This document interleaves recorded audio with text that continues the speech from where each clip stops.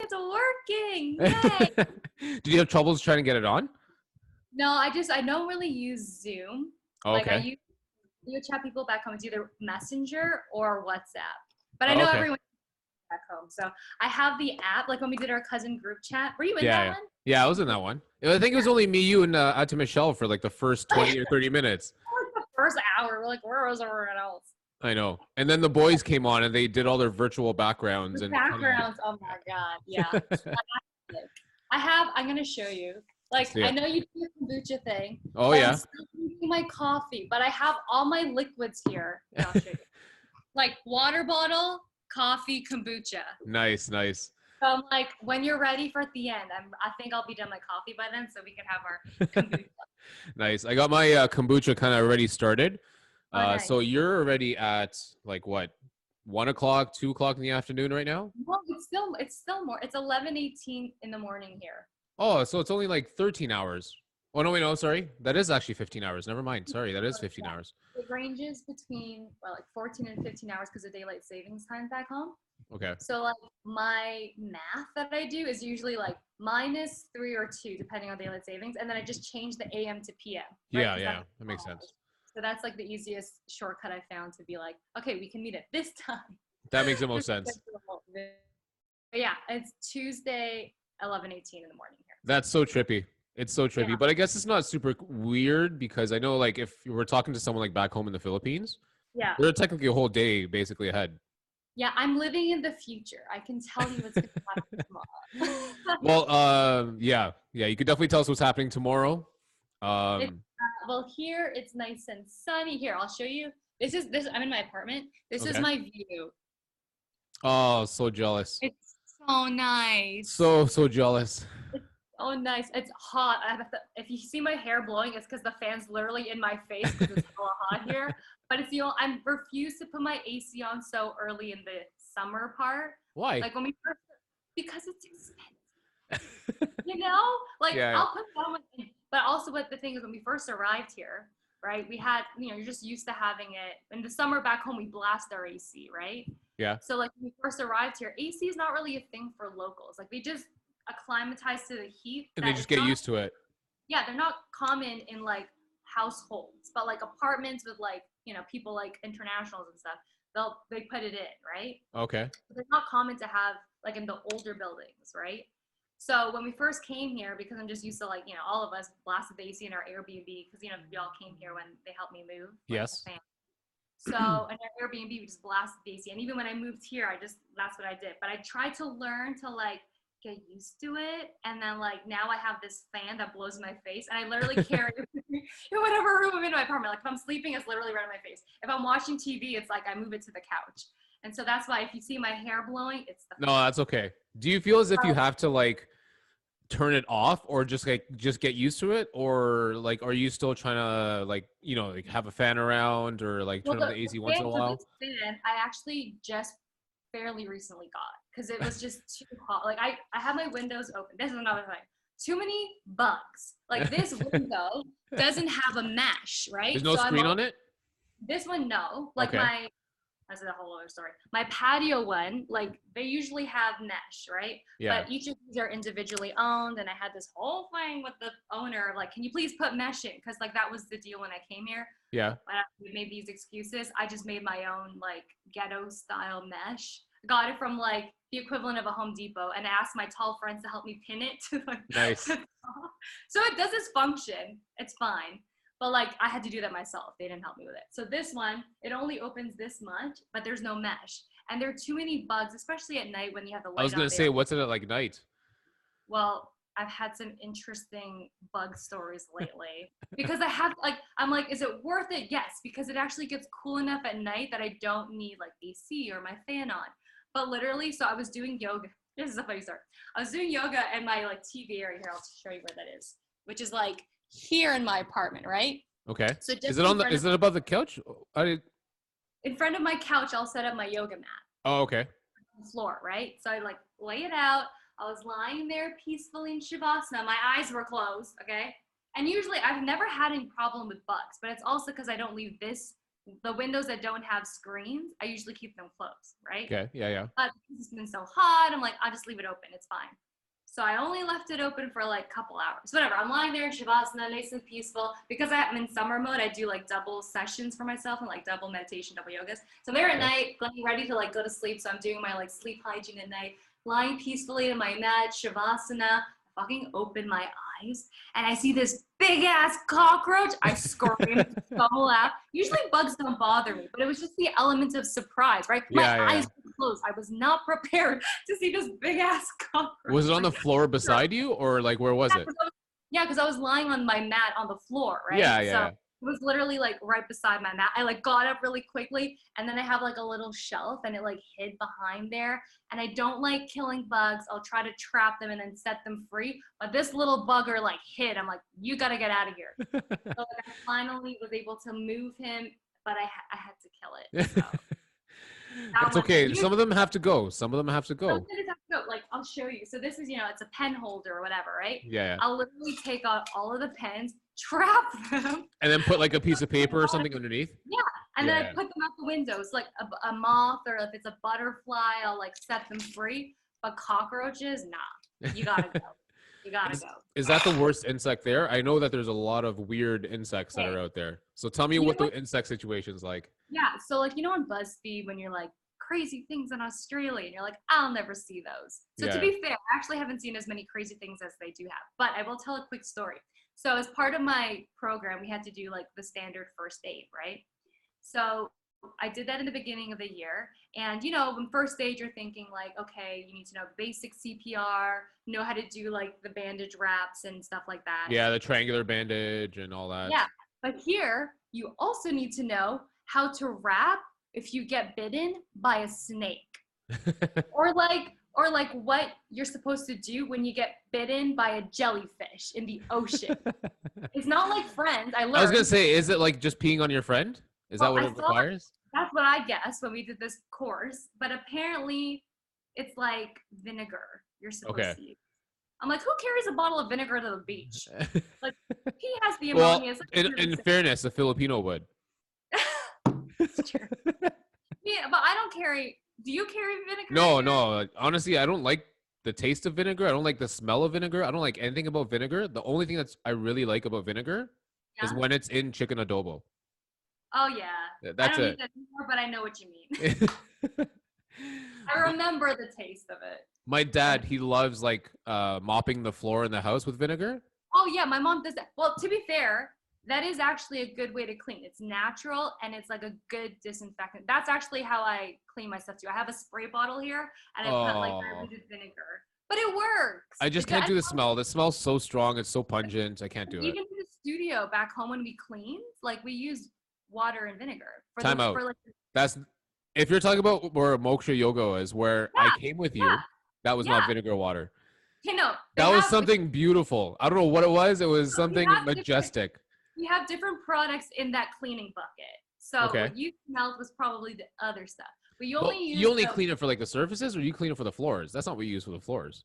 Okay, no, yeah. The floors we use something called pink solution. I think you that's like the Costco thing. Yeah, Costco. My dad has a whole bucket of that upstairs. Yeah. So it's a mix of like pink solution and like this other natural disinfectant. Yeah. Benefect. That's what it is. So there's that as like what we used to clean the floors, right? And then there was like just the Benefect, which is the natural disinfectant for like the yoga mats or like commonly touched areas, whatever. Mm-hmm. But then we have water vinegar for like glass and mirrors. That's what we use. Okay. Yeah. So they did use it there too. It's not just interesting an Asian Filipino thing. And also, I remember in elementary school, we went to an Italian elementary school, like St. David's. The janitor, an older Italian gentleman, would clean the floors with water and vinegar. I would believe that. I totally believe that. You know what? Yeah. I'm trying to think of my elementary school as well too, because I wasn't very far from you. Yeah. And I think it was vinegar as well too. I just remember something like really pungent. Yeah, it's a very pungent smell. But to that point too, it's interesting you say you don't like vinegar because kombucha is also has a very acidic, taste to it. It does, so, but it has it has a flavoring to it, and then depending on the brand that you have, I know the brands that are here. Some of them are very light, and then some of them are like really fermented. Yeah. So there you can get a wide spectrum of them. They're not all the same. It's true. And low key, like, I don't know. I feel like it's just maybe the people I surround myself with, or I'm just very influential, let's just say. Because all of my friends here, never heard of, not a fan of, whatever, kombucha. Yeah. I've been here now for like pretty much a year because I came here before January. But yeah, now they like kombucha. I don't know. How big of a deal is it there? I want to know, like. Well, okay, they have it at grocery stores. Like there's a couple of grocery stores, but the go-to one here, it's called Woolworths, so Woolies for short. Okay. Kind of like your I don't know. Kind of like a Fortino's? No, not like Fortino, like less than Fortino's. Like a no frills kind of deal? Yeah, probably like a no frills situation back home. Okay. I would say that's the equivalent. Yeah. So they have it there, because they have like their health aisle and whatever, and they sell kombucha. There are a couple brands. To be honest, I just get whatever's on sale. But that's fine. So I've tried different brands, but the one that I have, remember I showed you the picture? Yeah, this one's Low Bros. So it's passion fruit. I finished the ginger one already. That's okay. I had like 3 stacks. Yeah, you showed me all the 6-packs in your fridge. I was like, it's funny because it looks like beer, but it's just kombucha. It does look like beer. Yeah, it does. It's like the legit beer bottle. But it's not. Today I'm rocking some Tonica Peach. So I'm keeping it simple. I don't have the glass with me because I actually already drank half of it upstairs, but this is a whole new like setup for me. I'm kind of getting used to this. Okay, cool. I'm trying to get used to like the computer screen. I'm trying to get used to like the background. I'm trying to get used to like no guest being here, which is like kind of been the thing I didn't want to do. How many podcasts have you done so far where it was virtual versus like an in-person session? I was curious. Believe it or not, you're actually the 3rd one now. Oh, really? You're now the 3rd one, and the previous 2. Yeah. So you're the 3rd one. You're the 3rd consecutive Zoom podcast. Okay. And the other 2 are going to come out pretty soon. The first one is going to come out on Friday, and then I'm trying to like slowly release it out in a couple of days. Yeah. But this is the 3rd one. It's a different experience. I don't know that I like it, but I mean, there's only so many times I can actually do this, especially with you. Yeah, especially it's because the thing is, I don't know, like these things, and obviously it's different from having any kind of in-person encounter, but like I've just gotten used to having to talk to people this way. Oh, have you? I'm normal. Well, because for everyone back home, right? Like it's all video chat. That's true. Obviously I have my friends here, but like to catch up, it's the only way that we can do it, right? Yeah. Like I'm not gonna be home till God knows when. Hopefully next year, fingers crossed. Hopefully. But like it's all like this. Zoom chats, whatever, WhatsApp, whatever means you're gonna use, but it's all online. So I've kind of gotten used to it. And like the weird, especially at home, for some reason, I think my dad was saying our internet's fine, but like the router, there's some issue. So every time because Josh keeps playing all those games. This is what my dad says. He games all the time. He's like, I feel like Josh is using up all of that. He has to be. He has to be. You guys might have like unlimited internet service at home, and Josh is using all of it. Yeah. Okay. The thing is, his room is right by where the router is. So like, okay. All of it. Yeah. But my, parents, they're just generally quite slow when they talk and like hard of hearing. And so we already have that going on. Then you compound the fact that like he doesn't have good connection. I'm literally repeating myself like 10 times. I was like, I hear you. I know what you're saying. That connection. Anyways. You know what? So yesterday I actually did the second one from someone with Texas. And I'm actually really surprised because right now this is actually really clear. Like I have no problems with your internet. Like no problem with your audio. It's coming up really good, but not that it was bad with hers, but it just was like a little crackly. Okay. Sometimes it would kind of freeze and sometimes it would kind of hold. That was maybe her internet connection then? Maybe. But honestly, out of the 3 times I told you I did Zoom podcasts, I've only used Zoom 4 times. Okay. So literally the 3 podcasts and the one we did with the cousins. Oh, sweet. Yeah. Like Zoom, I'm not really familiar with. I have it because like when Michelle set up the cousin group chat and stuff. Yeah. But generally speaking, I don't know. I just use WhatsApp. Yeah, that's cool. So I know it obviously has other features and like whatever. I just don't know what it is. Because even for school, we're still on, like when I was back in school, because we're on summer break now, It was online, but we used Microsoft Teams. Yeah, yeah. I'm a bit more familiar with that I use than like Teams for work, and it's not bad. It's about the same thing. it's decent. Like I know how to use it, so you I can think also the use fun backgrounds with that. Oh, really? Yeah, I think the big difference is just the amount of users coming on. So if you got a lot of users coming on, you might yeah, be able to do more with Teams, I think. I'm not sure. yeah. I But I think try that's not to use these I try not to use this a ton. yeah, yeah. That's fair. Yeah.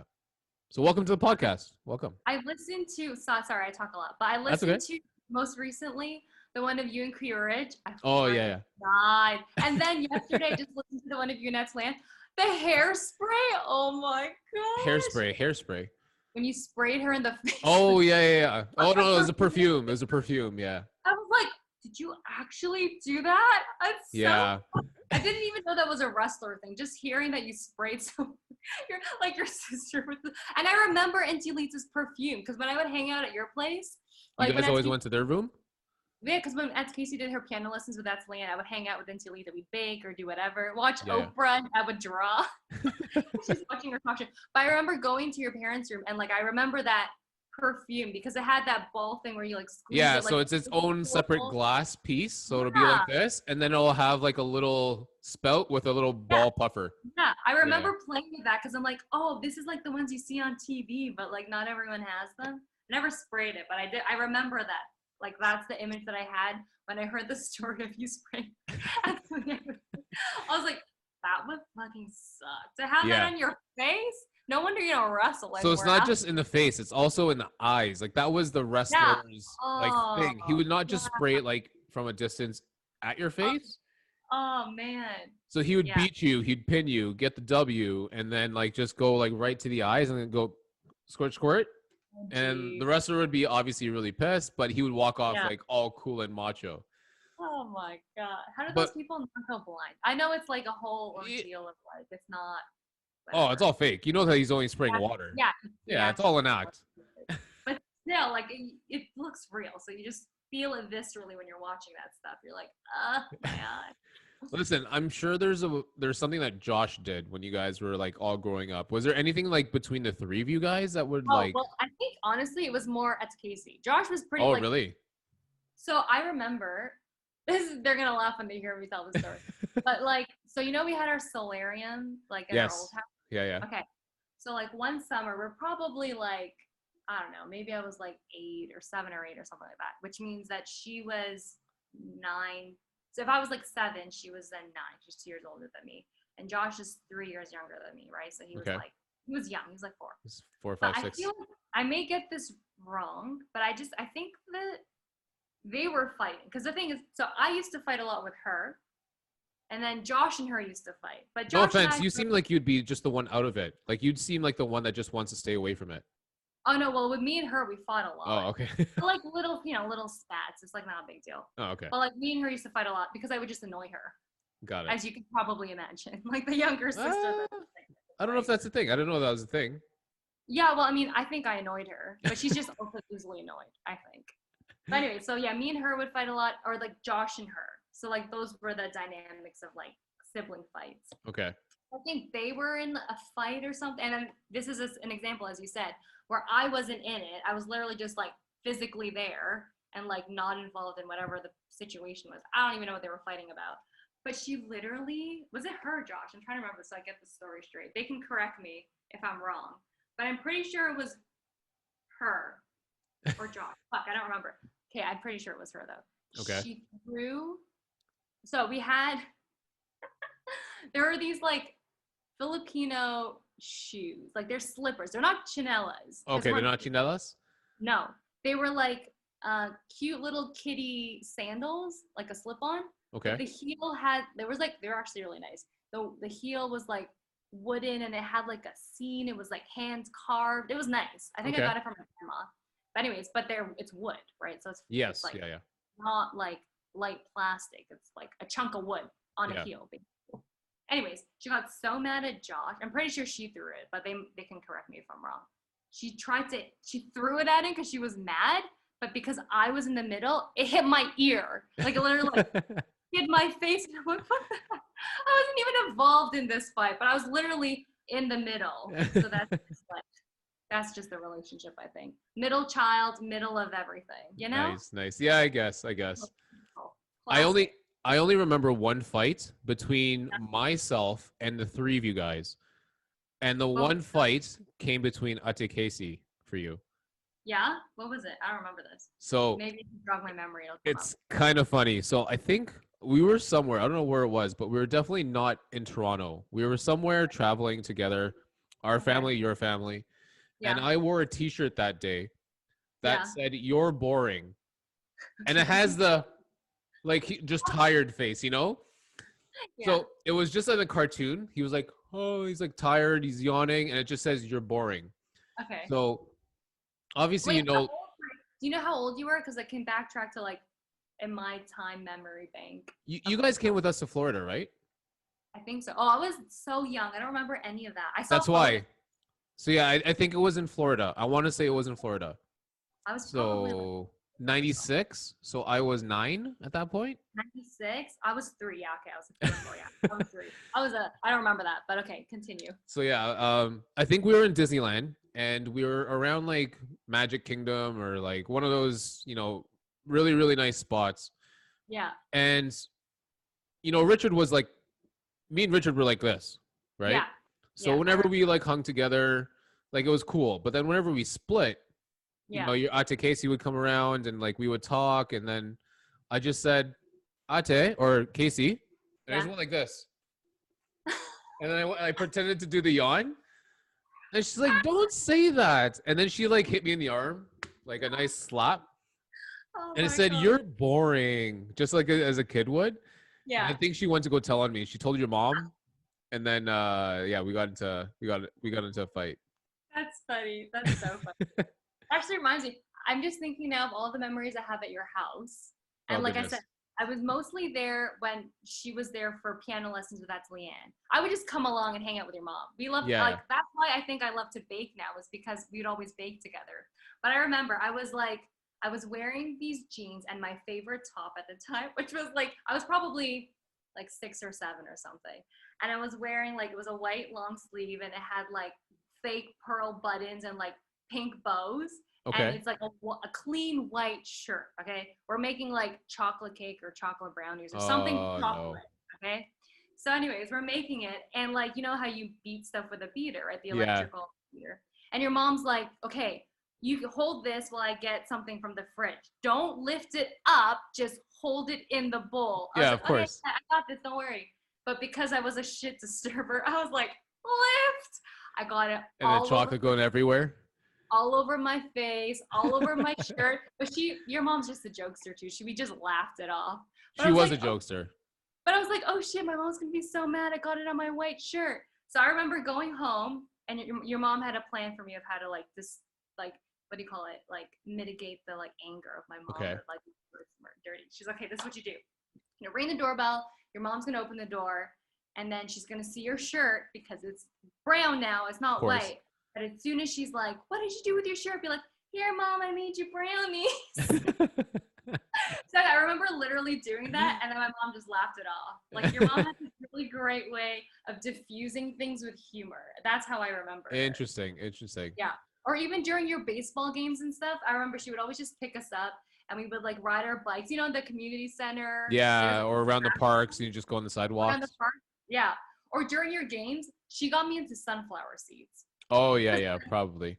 You guys all love your sunflower seeds, but like what she would do is she would literally like do one for her and one for me, and I was Really? too lazy. I didn't want to do the work, so like she literally would just put it there, and I made a pile until they were like a bunch to just eat at the same time. So she had to like de-shell it completely for you? Yeah, she would Wow. do like she would do one for her, one for me. I was like, and I'm like a little squirrel, like collecting all these seeds. And then I just ate it all together because I was like, I don't know, you have more at one time. Or Of course, of course. all of them, It feels more like substantial as opposed to just like one little tiny sunflower seed. Yeah. So I got Yeah. like a bunch and I would eat it at the same time. I'm like, thanks. And then I would just wait again for her to do it and I would like be doing something else. Or like I would be on my bike making laps and she would just make the pile for me. And I'd come back and just eat the seeds. Yeah, that's what I remember. I Call remember that. call me an old fart. I don't have a ton of those memories. I really Really? don't know. Like I have I I have have a some couple of memories of food and like McDonald's, but yeah. I don't have a ton of like those kind of like you guys coming over or like cousin memories. Like none of Yeah. those. Like I've lost all of them. But like your mom also would really like I remember she would take us a lot to go to the movies. I think Kanisha Yeah, mentioned like yeah, yeah, yeah. you guys watched your own movie. We watched the more kiddie one, but your mom was with us. Well, of I course remember you were younger though, obviously too, right? You yeah. can't go watch Happy Gilmore. Well, one time I think it was actually in hindsight, I could be wrong, but when you guys went to that a different movie, and then it was like the three of us with your mom, and then like Josh, we got this big bag of popcorn. I'll never forget this. Josh remembers this too. Got this big bag of popcorn, and somehow it spilled right on the floor. But like because it was such a big bag, it made a big pile of popcorn on the floor. Oh, okay. And but like you can't wait, whatever. Like it's the big bag if you just got it right. And then your mom was like, just eat the ones on the The top. top, yeah. Then you have Josh's Why like would you little waste a whole bag? Of course you can't waste a whole bag. you have this like image of this like little kid just like eating the popcorn. Was it like at least in the movie or was it like in the lobby? No, no, it was in the movie. We were already Oh, sitting in the okay. yeah. Who cares then in that case? It's kind of like you know in Friends that episode where the cheesecake fell and they're just like Oh yeah, they're just picking at the top. I have yeah, a it was feeling like there's gonna be a lot of Friends references in this. oh yeah, probably. I just recently rewatched it because I have so much time now, so they're all pretty fresh in my head. These Friends references. I just figured with the weather that you guys have, you wouldn't even be inside or watching movies or anything. You'd be Well, outside. here's the interesting. I literally my friend slept over, so she like just left, and we were talking about how okay. So the thing with me was like, I always just imagined that I wanted to just live on the beach. Like that was my goal. Like on a Yeah, beach house, just like have my backyard, which is the beach, and just like that's goals, you yeah. know? And somehow I manifested moving here. But the interesting thing is I think, okay, we're still recently in summer break, so I'm not used to having so much time that like I thought to myself when I moved here, I'm like, okay, every weekend I'm gonna take a break, you know, balance out going studying with like going to the beach. Because the thing is, I don't have a car here, but it's pretty accessible. So I live, Okay. if I were to take, let's say, in a car situation, it would take me like 5 minutes to get to school. So I live in between school, grocery stores on this side, and a bit further is the beach. So it's like a 10-minute drive to the beach. Okay. And like in Australia, I have some I had some friends that were from Australia before I moved here, just from like traveling and stuff. And they were all like, "Oh yeah, we go to the Gold Coast for vacation." Like this place that I'm in currently is known for their beaches. It's literally called the Gold Coast. Nice. So like beautiful beaches, people come here to vacation, and so that's why I say I literally live in like a beach town, which is what I wanted in the beginning. But you know, in hindsight, you don't really imagine it to be that way. So long story short, I haven't been to the beach as often as like I should be, which is why now I'm gonna be taking advantage of that. Of course, Given it's your summer now. yeah. Yeah. But I told my friends too, I'm like, Jesus, when I come back home, I'm gonna be such a beach snob. Like, ew, what Yeah. is this? Like, Wasaga Beach. Ugh. you don't even swim in the lake. Like, I'm already like that. I already know. I'm a um, beach snob. I actually had the same feeling. So when I was growing up, I was like, I want to have a beach house. I want to live off the beach. I want to have a cottage. Like I Yeah, want the beach life. And you know what? Whenever I vacationed, yeah. unfortunately, I was the beach bum. I Um, know. I mean, I'm I would such a talk about beach this bum. to Alex. We would be like, "Oh, you guys should go to this place," and she's like, "Nah, your cousin just likes to lay on the beach." Yeah, So, yeah.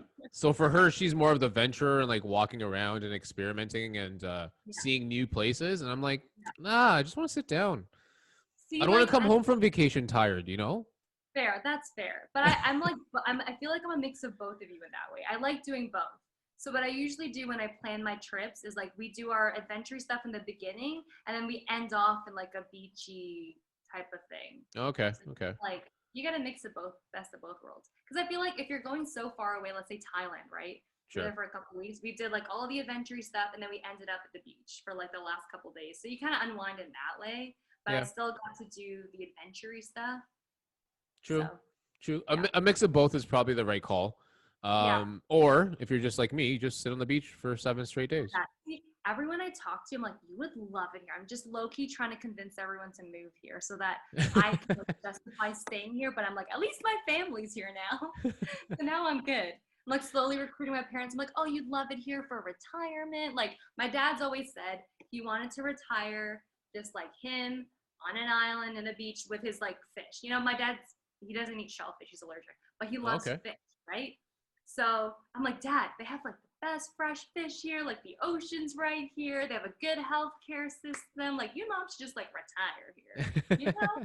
And when they visited, they actually saw, you know, they were here to experience a little bit of it. I'm sure. And I feel like they would really like it.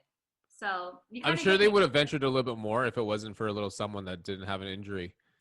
yeah. Oh my God. That was mess. When we came, you kind of your listeners already heard the story, so I don't want to rehash it of how Josh planned like that whole thing. But literally, yeah, the healthcare card thing was an issue. I was sitting there. It was like I don't know, sometime early in the morning. We're like just waiting for the doctor to officially call it. It's an Achilles, whatever, right? Yeah. But we all, like Kirch said, they Googled it even before they went to the Emerge. We already knew They what the knew, problem yeah. was.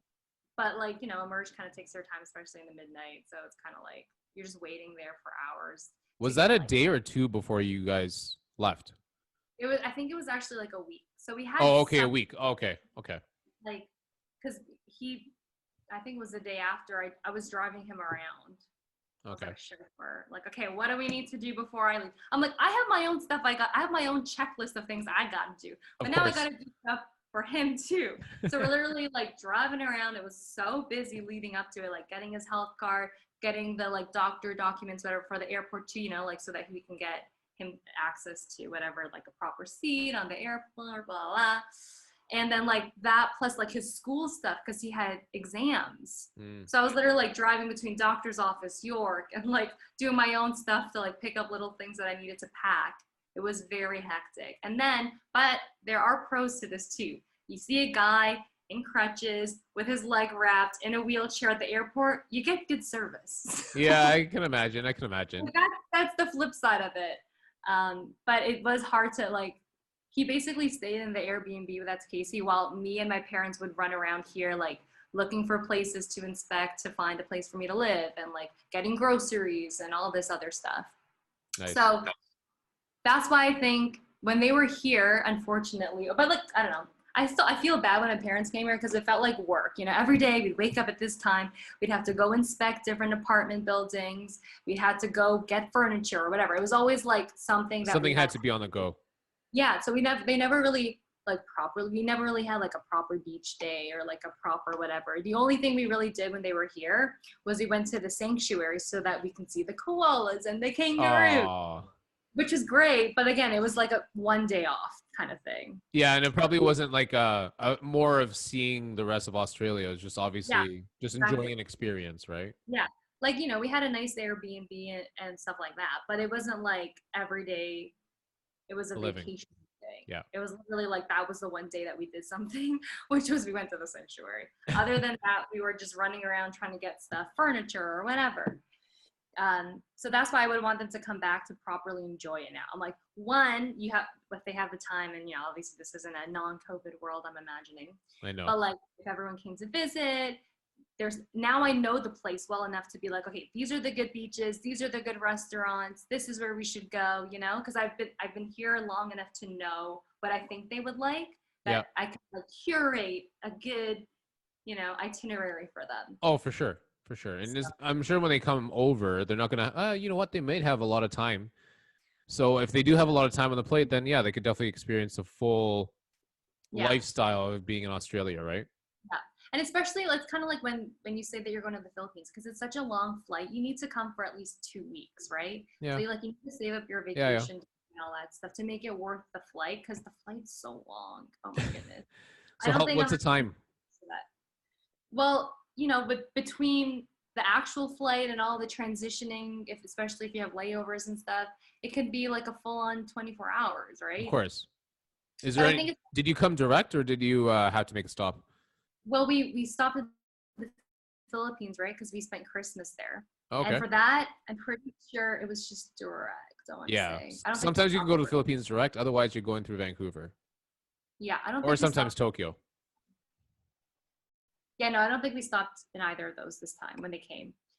But like I know some people too, like we flew into Brisbane, which is the kind of bigger city in Queensland, just north of where I am. And then from there we drove here. But they also have an airport here in the Gold Coast, but it's a smaller airport. But I think they do take some international flights. I'm not 100% sure. If they don't take international, they'll take a domestic flight or something. Yeah, domestic for sure. I'm just not, I don't know that it's, actually they do take international. So I think my friend came from Korea from there, if I'm not mistaken. Cool. But yeah, you would love it, especially as a beach bum. They have so many nice beaches. I would totally love it. here. Just the beaches, the sun, like all of it's all for me. All of it. But you know what? Unfortunately, and I'm stuck in Toronto. Yeah.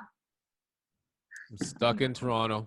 I was going to say, like the winter here is like not even fall back home. It's not even full on sweater weather, but like I was going to say, I thought your winter is like our spring. Yeah, I would say it's more like that. But because I'm so used to this now, I feel like I'm also gonna be a baby when I come back home, and it's like, I don't know,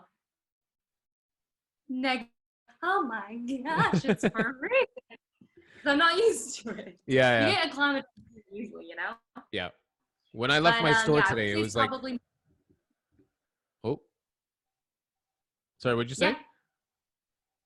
Oh no, I just said yeah. Like. Continue. Yeah, so when I left my store today, it was windy as heck. And it was not only raining, but it started becoming like wet snow. And it's now officially like 1 degree with wet snow, and now it's gonna go like negative tonight. Oh, it's just nasty. So I'm uber jealous of you. Yeah. I tell people, like, I'm sorry, like, part of me doesn't even want to post stuff because I just feel bad because I know you guys are in winter and I don't like winter. No, but just do it. Like, I'm just spreading the sunlight to you guys. Like, I'm sending the good vibes your way.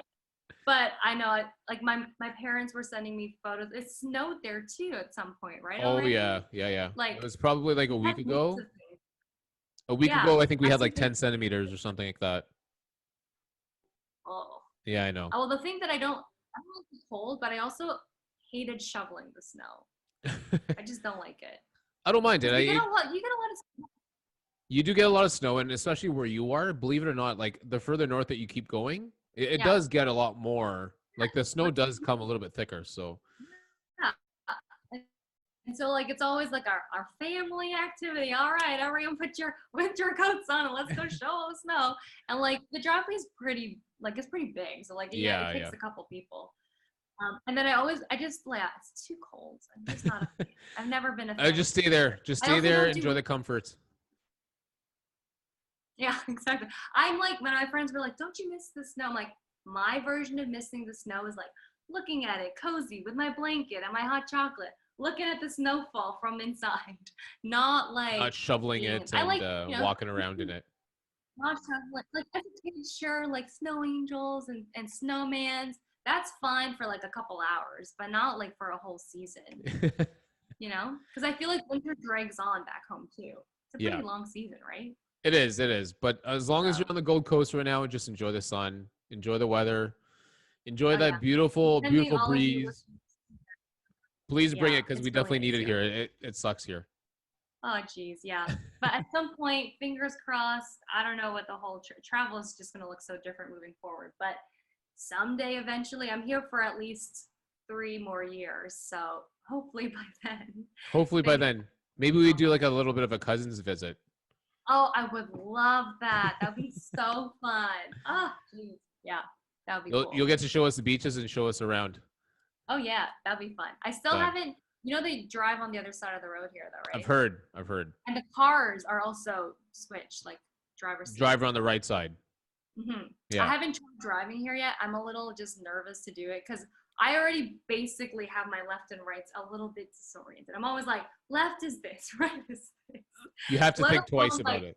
I have to think twice about it, let alone just like driving on the other side. Or, because everything is flipped. So when you're walking on the sidewalk, right, there's one side where you walk like one way and the other people walk on the opposite direction. Yeah. Or like on escalators, right? One side is for standing, one side is for passing by. So the way that I remember it is like, what is not your usual? Like, what's not intuitive to you is what's here. This is the norm here. We've heard that I've heard, at least, I don't know about other people, but I've heard that it's like the complete flip. So if the Yeah. right side is the stay cool and the left side is like the passing lane, then the Yes. right side is a passing lane for you Yeah, guys. that's exactly it too. On the highway, it's the same thing. So my Yeah. dad got tripped up because when we rented the car, he was the one that was driving around. Hmm. So that was tough for him to get around. And plus, so I don't know if you know this, but I don't know. I just also envision, along with this like beach living, like goals, I just picture myself driving like a, I think it's like a country song, like a pickup truck, like a not a big one, but Really? like a small pickup truck. Yeah. I kind of And then put you on like a Toyota Prius or something like that. I don't, to be honest, I don't know much about cars, but I just like the idea of like, I don't know, not that I have anything in particular to put in the back of that truck, but like, I just have the option of it. Like, whether it's like my dogs or like a potential surfboard in the future once I learn how to do that. But like, I just feel like it gives you space. And like, it's always nice weather here. So that's kind of how I pictured it. So, Yeah. anyways, because my dad knows that, he wanted to get like a pickup truck for us to drive around here. But I don't know if it was the company that I don't know, there's some sort of miscommunication along the line. When we got to the airport to pick up this truck, it was legitimate the construction worker pickup truck. Seriously? Like the big headlights. Like I wish I had a photo of it, but I don't have one. But you know what I mean? Like those big white trucks with like the big blinking lights. So like I don't know, like the More like a metal. cargo van kind of deal? I don't Or know. more of a construction kind of like Like pickup truck? a construction truck, Oh, pickup okay. truck type of thing. And we were all laughing like, this is not what you wanted. This is not what you envisioned. So like that plus being on the opposite side of the road and the car, the driver's seat is different. Plus It the was like, size of that car too. and it's huge. Yeah, Yeah, exactly. yeah, Like yeah, all of these for things sure. were working in his favor. Thankfully though, we arrived in the middle of the day because imagine driving that at night. Oh Whew. man. Thank Yeah. goodness there were no accidents, but you could imagine the potential for that. Oh yeah, for sure. Yeah. Yeah. So my mom and I, because we had a lot of luggages, right? Because it wasn't just my stuff. I only had two luggages. Like my whole life was in two luggages. I And no managed to. offense, but women's clothing just fits up so much better in luggage. Well, the other secret too is like, those vacuum sealed Oh bags. yeah, yeah, yeah. So I used a lot of those, which is why I was able to narrow it down to two luggages. Well, but there's five of us, so between all of our stuff, we had a lot of luggage. Of course. So my mom and my school had this thing where they can offer like a free shuttle from like the airport to wherever you're staying. So my mom and I took that just to segue, us and like the luggages a Of little bit. course. And so then dad was driving, Josh was in the front, Casey was in the back. So the three of them were there with the rest of our luggages in this pickup truck.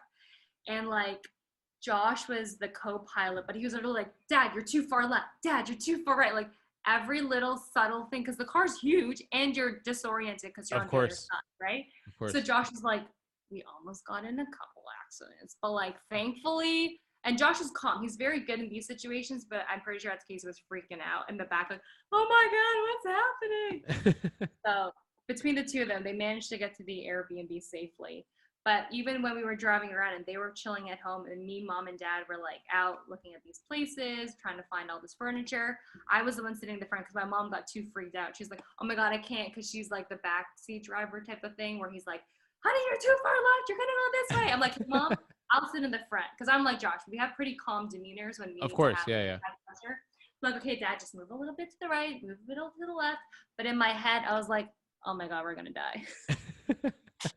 Low key thinking that, but didn't want to freak him out. So I'm just like half closing my eyes and almost like, when you're sitting and I'm like almost like leaning this way a little bit as if that's Yeah, gonna yeah, yeah. shift the As if car it's gonna somehow. help. You just And I'm feel like, better that you're more centered into yeah, I'm the like, lane. my center of gravity will somehow push this whole heavy car to this side a little bit. Yeah, it was like that. But I don't know. I've never tried driving here. I'm still a little nervous about that. So I just leave it to like my local friends if I am fortunate to be sitting in a car. Sometimes I forget what it's like to sit in a car because I either walk everywhere or I'm public transit. Well, especially if you're not that far, there's no need for a car anyways. If you tell me that the Exactly. beach is a 10-minute drive and you Yeah, can walk that in 25 minutes, like, I would just walk to the beach. exactly. Yeah. So that's the thing here too. If we're talking about fitness and stuff, I think it's in general Australia, but I can't say because I've only lived on the Gold Coast. But everyone here like just an active lifestyle, I feel like is the culture, which I really love. Both of us like appreciate just longevity and just being physically active to whatever capacity you can. Like Mhm. you have older adults like elderly adults just walking around, you know, biking and running, whatever, surfing, all that stuff. Like everyone here is just very physically active as the norm. Yeah. So it kind of encourages that active, healthy lifestyle, which I really That's like. awesome.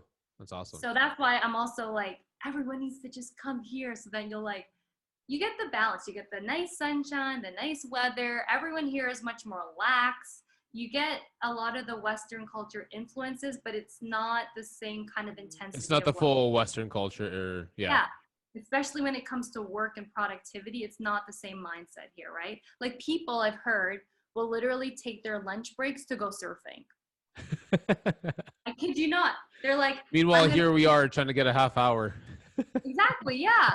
And then on the weekends, beaches are filled because like it's a very family thing. Weekends are beach days, you know? Yeah. So it's really nice to see that they really, I feel like they have a good lifestyle like work-life balance here in that sense. Like work is work, but they also close really early, which is unfortunate if you're the consumer, you want to buy something at like 6 o'clock, but everything is already closed.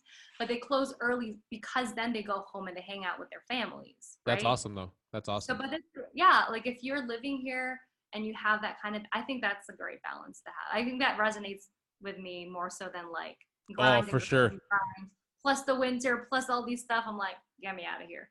Yeah, for sure. Like, don't get me wrong. It's definitely a hustle here in Toronto. Yeah. I'm not going to lie. So our store is closed at the moment. I finished work at 7 today, and that's being early. What time do you start? Like, I started as early as like 11. So yeah. Just because of like COVID times and the way that it is right now, like we're like modified hours, so we're not like the full day. But even then, if you think of it, like if it was 9 to 9 before, not that I would work 12 hours, but if those are the hours, they're kind of late hours. And if you think of it, for sure. If you think of it, if I had a family, like how much time would I be spending with my family if I was like working until 9:30 or 10 o'clock? Yeah, but that's the norm, right? Everyone, until you're actually, this is why I also really love traveling, because it just takes you physically and like mentally out of a space where you just have a different perspective, right? Yeah. And you realize like, oh, our norm is a little weird, you know? Our like, norm is like way too fast. Yeah, I'm like, is this way really the way that humans are supposed to live, or is this just how we're so conditioned and ingrained to just live this way, you know, without questioning it? That's the other thing. Yeah. Well, I hope you enjoy the lifestyle there. It sounds like you're really enjoying your time. I really love it here. Yeah, I'm very happy. It doesn't sound like you're going to come back. It doesn't sound like it at all. Well, all my friends were like, you know what? Maybe 4 years will be enough for you. You know, like you'll get your experience, get it all out there, shake it all out, that you'll be ready to come home. Because obviously, like they're staying there and they obviously want us to be closer, right? Who doesn't want that? But I don't know. Right now, I've just finished my first year, but I really do love it. And it doesn't surprise me. I heard this before. I was pre-warned, I guess, in a way, where they said that a lot of Canadian international students end up staying because they just love it. And now I viscerally understand why. Yeah. Oh, yeah. Well, I hope you enjoy the rest of your time there. How much longer is your summer there? Your summer break or your summer vacation? Yeah, so school here is interesting because, you know, back home, even in undergrad, you kind of start like September, right? Like around fall. And you go September to like April and you have 4 months of summer. Yeah. And that's the same thing for med school back home. Here, school starts with the calendars. Like January is the beginning of the school year. Yeah. Okay. So January is the beginning of the school year. Med school here, we have less breaks. But we start in January and then we finished November. So we're on break. I was on break as of November 13th. Okay. And then I go back end of Jan. Okay. It's not that bad. It's like a decent amount of time. Yeah. Yeah, it's not bad. It's kind of like a high school calendar. So it's like pretty much 10 months and you're off for two and a half. Yeah. And I was thinking though, because med school back home, you get 4 months off. I'm like, I'm being gypped. I only get like 2 months off. I get half the time. But honestly, I feel like it's enough time. Yeah, like, no, I think it's enough time. And now that, because I have every day and I'm just like figuring out things to do and whatever. And still to this day, right? Like I'm still very much have that like productivity, go ingrained in me that I'm like, I need to do stuff every day. That 2 months of like, even if I plan my own stuff, it's not as regimented as it is with school, that I feel like it's enough time to unwind, relax, and just like mentally and Yeah. physically prepare for like a new school year. Yeah. You I'm not definitely prepared. need you definitely need a reset, but I think sometimes if you get into too long of a reset, you get a Yeah, little bit too comfortable and you're not as sharp when you return. yeah, I agree with that. Yeah, Yeah. so I think it's a good amount of time. Cool. Do you have any plans for your summer? I know you I just have, came back from a little mini vacation. yeah. See, I just like I was also hesitant about posting that stuff too because I'm like, I know because the thing is here. Let me preface it with this. COVID has never been as bad in Australia as it has been ever back home. Mm. So when you guys did your first lockdown, we were still in-person school, but like a couple weeks later, we went from 0 to 100 essentially. Like Okay. Are you talking about 0 to 100 cases or 0 to 100, like from nothing to like crazy? like 0 to 100 in terms of the precautions and measurements. Okay. Okay. Cases were never as much as it is back home, Fair. especially Of on the course. Gold Coast. So, you know, like bigger cities were bigger hotspots. So, like Melbourne, Sydney, which are not in the same. I'm in Queensland, like that's the state. And then south from us, we have New South Wales. That's where Sydney and Melbourne and all those other bigger cities are. So, Okay. those were always more of the hotspotty areas. And so, when I say 0 to 100, I mean the precautions they took to cut off the number of cases. And so, it never reached like as high of a number before they took those precautions. Mm. So they kind of nipped it in the bud in that sense before it got really, really crazy numbers. That's good. That's good. So in that case, like they closed the borders between like, for example, all states, but in this case for me, it's like I'm in Queensland, I can't go to New South Wales. So they closed the borders, schools were then online, you know, the whole like lockdown situation where you just go out for essential, you know, Needs and food groceries and and all such. that stuff. Yeah, Yeah. the basics. And so a good chunk of my first year was online. And even now, though there aren't that many cases, we're still going to start our school year online. That's And it okay. would be for like at least half. I don't know. I kind of got used to it by now. And we did some of the smaller class stuff in person, but again, with all the PPE and all that stuff. So social distancing has, and washing your hands is always a thing in med school anyways, like pre-COVID or not, like they ingrained that in you. There's like 5 points you're supposed to wash your hands in an interaction with a patient, like before you go in, before, after you touch the like curtain, like before you do a procedure, when you come out, like 5 points. And if you don't do that in an exam, you fail, right? So it's very much ingrained in the idea of cleanliness, because it's true, you can transmit a lot of crap You definitely in the can. hospital if you just, right, like we know this with COVID now, but it's especially if you're a healthcare professional in a hospital setting, right? Yeah. There's so many ways that you can transfer whatever, you know, Any germs and viruses in bacteria general. or anything. So, Yeah. bacteria, yeah, like like a cold or whatever. So it's, before COVID, they were always very much pro hand washing and like sanitize and PPE, but especially all the more now, obviously with COVID, there are extra precautions that are in place. Yeah. But having said that, the cases, like I said, were never as bad. They still to this day are not as bad, which is why pretty much fortunately for me on the Gold Coast, it's pretty much normal. Yeah, the same thing. Everyone's just, That's good. you know, yeah. That's good. When you go into a restaurant, though, obviously, like you have to do the whole sign in and whatever. They contact trace in that way, but it's not like it is back home at all. Yeah. Have you heard, I Which guess, is any why stories? well, not a fun, but like an interesting fact. So I'm in school in the Gold Coast, and across from our university, there's the Gold Coast Hospital. Apparently, this was beginning of the year. Like Tom Hanks was there. He had COVID. Oh, And I he was heard in the about that. Yeah. hospital. Yeah. Yeah. I was like, oh, he's literally across the street. Interesting. Like, and this is not a COVID story, but just in terms of like Aussie celebrities. So, not Liam Hemsworth, Chris. Apparently, Chris Hemsworth he was on my campus. I was like, oh, so cool. I didn't see him, but he was doing some like documentary or something. And like in the med building, it's like, you know, multiple floors. So they saw him from like From up upstairs. yeah. He was by the pool or something. I was like, oh, okay, cool. And apparently he comes here often to surf, like on the Gold Coast. And he has a house in Byron Bay, which is in New South Wales, so it's a different state, but it's like the border of New South Wales and Queensland. So he has a place there. Nice. I don't know. I've never seen him. I heard he was around, but like interesting. I was kind of asking if you heard any interesting stories about like Toronto and this whole COVID business. Well, like I just hear of it from my family and friends, like when we do video chats, but nothing like super crazy. I feel like I That's don't know good. any That's like good. great stories. Yeah. Are you Yeah. and are you craving any barbecue after seeing what's happening in Toronto?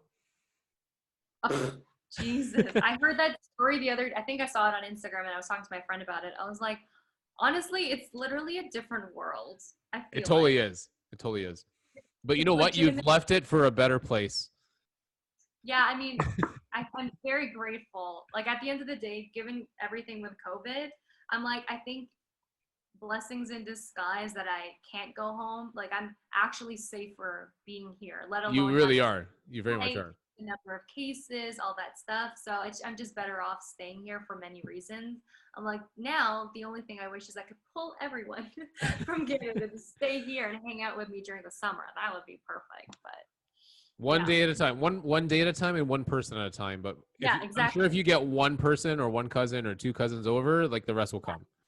Oh, for sure. Well, I think Richard was talking about coming to Australia because one of his friends either moves here or was thinking of moving here for teaching. Cool. So like that was in the back of his mind at some point. I don't think now, but like before when he was still trying to figure out where he wanted to teach, Mhm. Australia was like a potential place that he could have stayed in. I Okay. feel like he Okay. would have liked it too, because same thing. Like the warm weather in general is like a very big attractor, for For people sure. to come here. For sure. But yeah. Well, again, thank you for doing this podcast with me. I know it's Oh, kind of a new experience for you. Have you ever done a podcast before? I've done one. Oh, Like you have actually, done one. Oh, I think I know who you did. I know who you did. yeah. Yeah, yeah, nice, nice. Fun. So But for yeah. my listeners, I know who you are. I know who you are. But Yeah. for my listeners, tell them a bit about yourself. I know you're in Australia. Yeah. Tell some of the listeners some things about yourself, just get a Yeah. background about you. Okay, where do I start? I guess basic. So I'm your cousin. I've known you for all of my Younger 27 cousin. years. Yeah. Just dated myself. That's okay. 27 and like 20s are the new whatever, and everything is just down Everything now. is losing 10 years, so don't Yeah, worry. exactly. And Asians don't age, so No, we it's don't. Absolutely not. especially when you get this nice weather and I all this. know. The I can see sand your is not skin is glowing from here, and it's so upsetting. Like you're in the shade, and your skin is still glowing. Well, it's funny that you say that because everyone, like, especially online stuff, you see, video chats like this. And when we're doing even the locals, like I'm doing class and everyone's like, Cass, your skin's glowing. I'm like, no, it's just sweat. It's that hot that it looks great, but like low key, it's actually just I'm sweating really a lot. But anyways, thank you. But I did say that sand is a natural exfoliant here, which you get a lot of at the beaches. So I bet. I bet. that's great. But yeah, so I'm here in Australia. I'm studying medicine. But back home, I worked as like a science researcher in neuroscience. I also dabbled in anthropology. So I did a lot of I just love learning about humans, both from like a science perspective and the arts perspective. So for me, I feel like the best balance was medicine for that. Okay. So I went chasing it all the way to Australia to pursue it. But and it's been a long journey to get here, but I wouldn't have it any other way. So that's what I'm doing here in Australia. I love yoga. Mm-hmm. I used to be a Zumba instructor. I don't know if you knew that I actually. heard about that. I heard Yeah, about that. I never really taught, but I did get my license for that just because. You know how I got that though. How'd P. you get it? Robert, one day, so this is a story. We were having dinner with the Monzons, right? And we were waiting outside the restaurant. And you know me, I think you can tell by this conversation, very active and bubbly. I'm literally like dancing, just like waiting for us to like be seated. Yeah, And yeah. Q Robert looked at me, he's like, you'd make a good Zumba instructor. I was like, that's funny that you say that because I did Zumba today. Just at home, like the videos and Yeah, stuff. yeah, yeah. And then after he said it, I was like, let me look into this. So out of a whim, 2015, I looked into it. There was a studio in Newmarket at the time. I did the training and I just became a Zumba instructor. So Nice, I nice. never really taught because 2015 was a rough year, but like I had it and I did it at home at least and like practice with, whoever. I used to volunteer at the Alzheimer's Society. So we did a little bit of, I Oh, called it a that's nice. dance with the elderly. They're my people. I get along really well with old people. But I think that's also has to do with I'm an old soul, but also I worked in research with like, so my research area was in Alzheimer's and different kinds of dementia. So I studied that both from the science perspective with neuroscience at the hospital and working at U of T. And then I also did it for my master's project. I looked at it more of a qualitative perspective of like what it actually means to live with specifically early onset Alzheimer's disease or early types Okay. of dementia, meaning that you get it at a younger age. So young onset is the way that they say it these days. Okay. Okay. But yeah, that's pretty much me. Did you In spend terms of, any time at any of the long-term care homes, I did that as especially during more, your yeah, master's? yeah, so I would do like some just volunteering more out Yeah. of interest than anything else, just to get a sense of what it was like. Um, but yeah, volunteering there and old folks homes, but also they have the Alzheimer's Society has a day program, and so that's where I would do my little dance Your little sessions. dance Zumba? Yeah, a lot Nice. of fun, Nice. so much fun. Oh my goodness, best time. But yeah, so I did that. In terms of fitness, yeah, so Zumba, yoga. I recently got into F45 and lifting Nice. weights. We could talk about that. That's my first time ever like lifting weights and the whole dumbbell thing. I used to tell Kira, I'm like, you need to teach me how to use these dumbbells. But like, I never really, like we talk about it, but I never actually properly did it with him. Yeah. But then, yeah, I started like doing weights and I just feel like I don't know. You guys have always been into the fitness, like weights, gym, and all that stuff. And I could appreciate it when you would tell me these. But now, having experienced it, I just have so much respect for like lifting weights is a thing. It is It's like, totally a thing. It's totally a it is thing. a thing. And I understand the rush of it. Like, for me, any kind of activity, I always just look at it as like, I don't know. Well, one, it's fun. I don't do anything if it's not fun, Of you course. know? Of course. And so I Sometimes the find fun is also challenging yourself too, right? oh, I get a rush off of that too. Yeah. A lot of people that meet me or like for the first time, or you guys already obviously know me, but they're always like, how are you always so happy? I do not understand. And I just say, I'm just high on life. Like literally, I just have a lot of endorphins, but a lot of it is from just being physically active. Yes. And I That's, think a lot of people don't get that though. A lot of people are a little yeah, more sedentary. They're a little more casual about their lifestyle and just being active sometimes, going for a walk or going for a 10-minute run. Or yeah, now what you're experiencing is like lifting a little bit of weights yeah. allows you to be like super stress free. Oh man, it's such a rush. It's such a rush. And I recently started running too. So one of Okay. my friend back home, Kathleen, shout out to Kayron. You met her at the parking Yeah, we lot. were talking about the running shoes. And Yeah, she was yeah. we were literally talking about running shoes. Yes, I with can't remember Kathleen. why we met that day, but we did meet that day. You, It was I feel you had to give me something. I did have to, we did have to exchange something, but I do Yeah. remember meeting your friend and we were talking about like running shoes because she We wanted to just start running. we just came from the yoga studio. We do yoga together, so we did a class together. But yeah, she was asking me about running shoes because like she wanted to change up her shoes or something like that. I'm like, Yeah. why don't you ask me? He works at blah blah blah. She's like, okay, sure.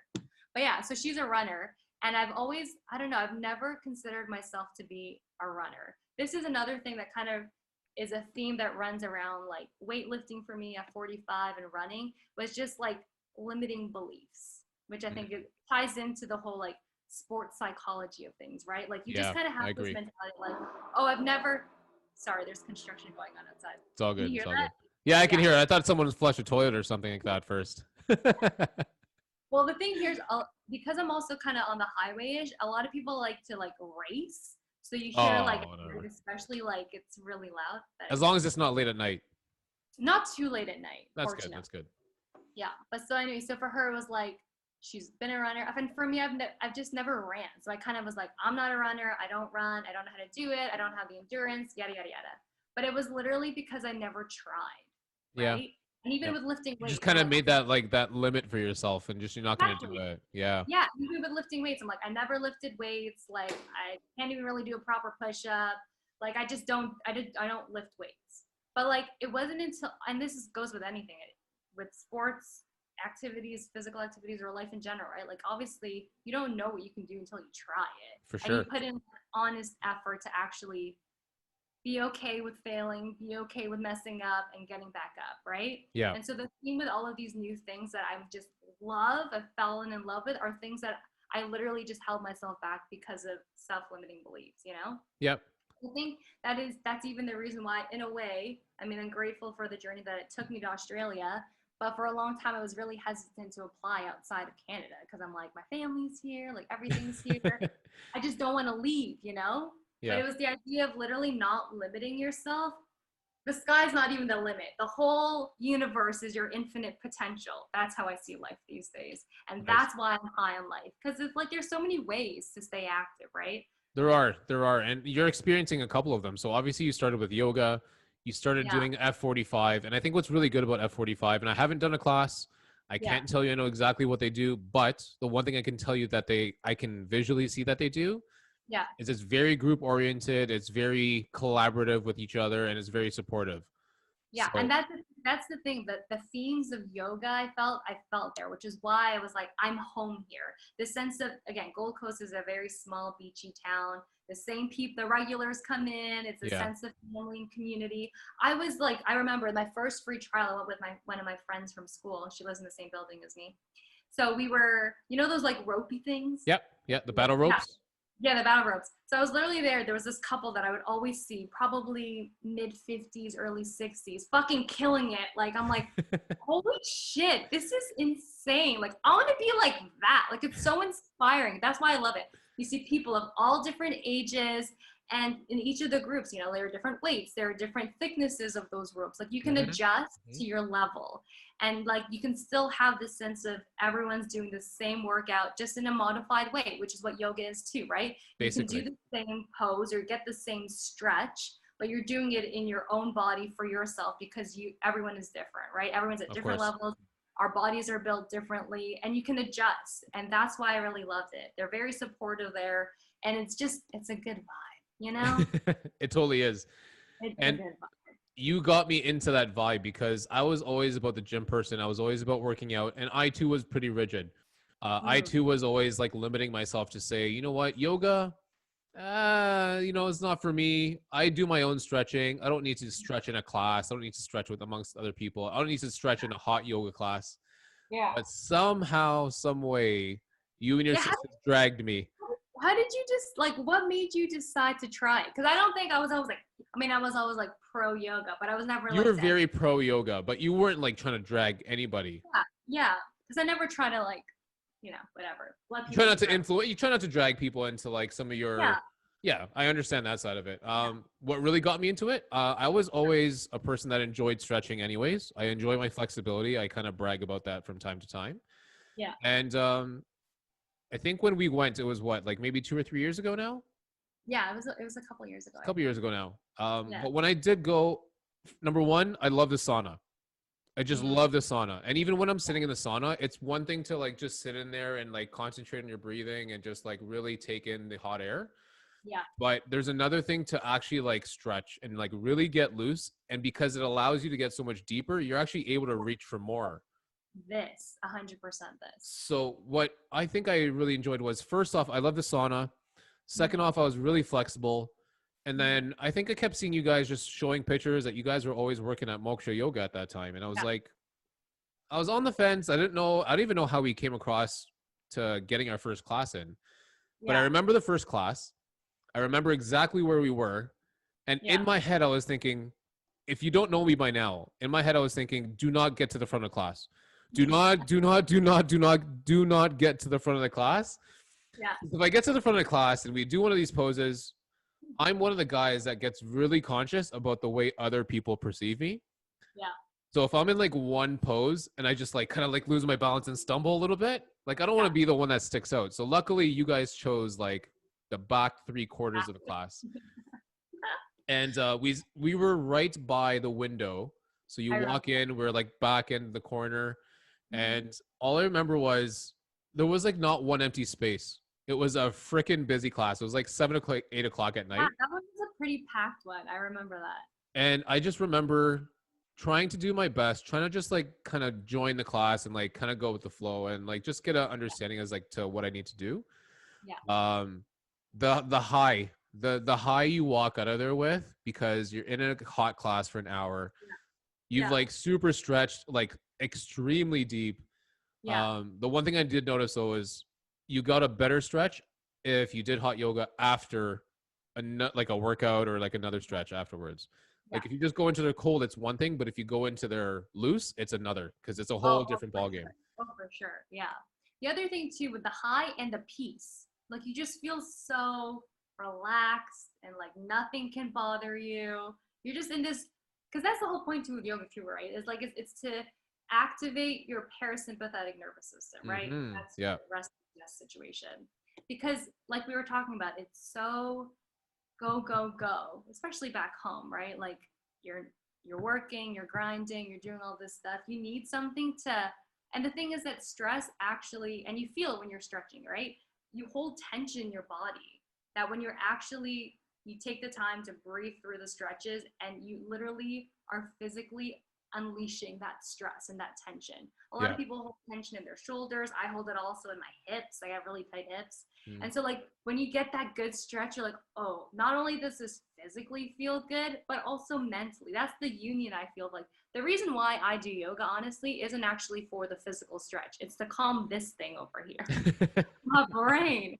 I think there are so many physical benefits to yoga, but the reason why I got addicted to it was because it was the one thing I was able to do to calm my mind.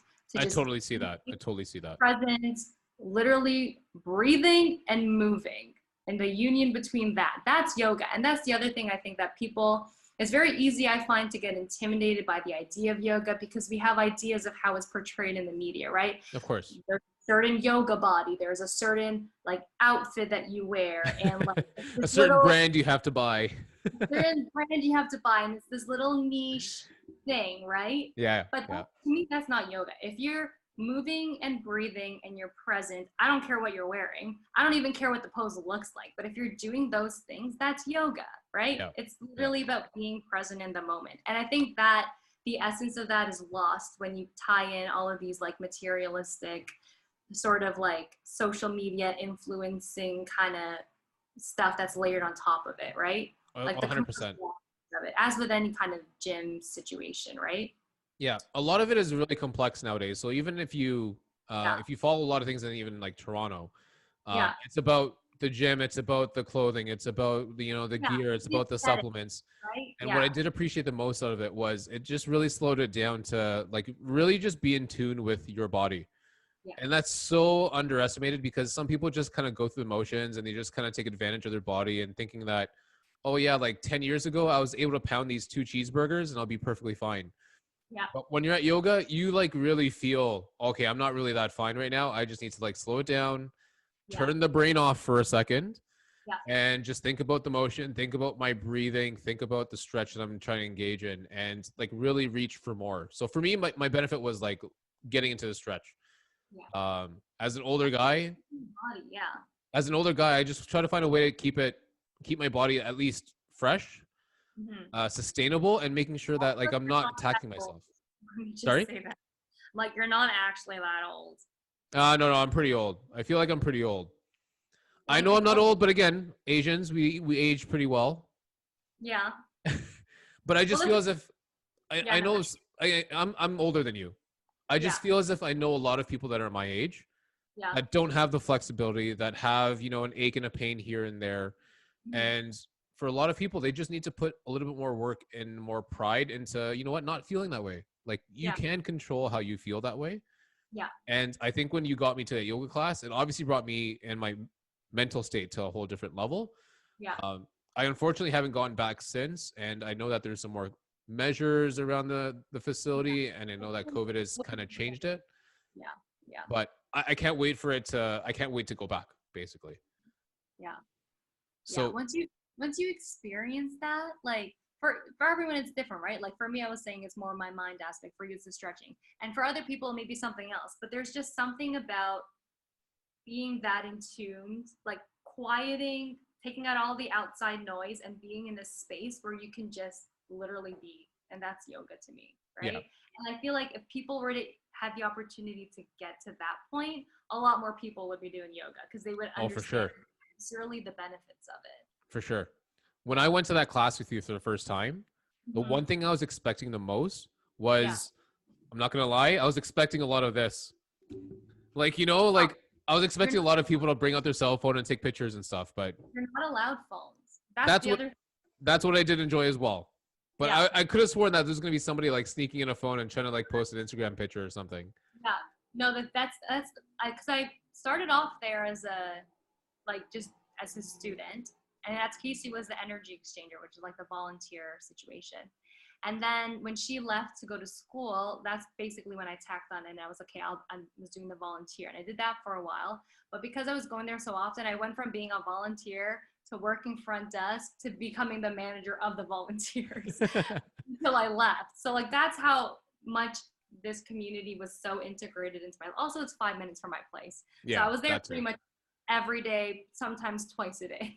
Like it was like I said, even with F45, and that's the reason why I was pulled into it, was the sense of community that you get on top of not being on your phone, literally being present with yourself and with the people in front of you or whoever were around you, right? Yeah. And then you carry that, most importantly, I think, off the mat, right? Like you're able to come out of that class or after the class, or for me, it was like sometimes I'd work there and just feel like you're a little bit more at peace and like grounded within yourself.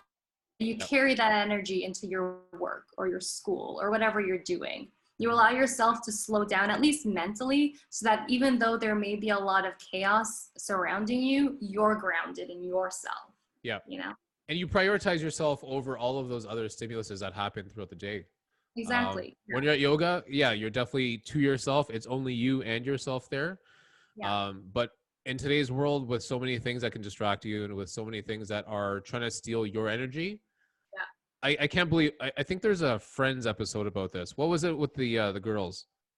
It was between the girls. It was stealing your. Oh, thunder. Stealing your thunder. Yeah. So there's a lot of things that can steal your thunder in today's world. But yoga really slows you down. I think really yoga is. It sounds simple, but I think it brings you back to the basics, which is what a lot of us need. Which is absolutely. I 100% agree with that, especially with.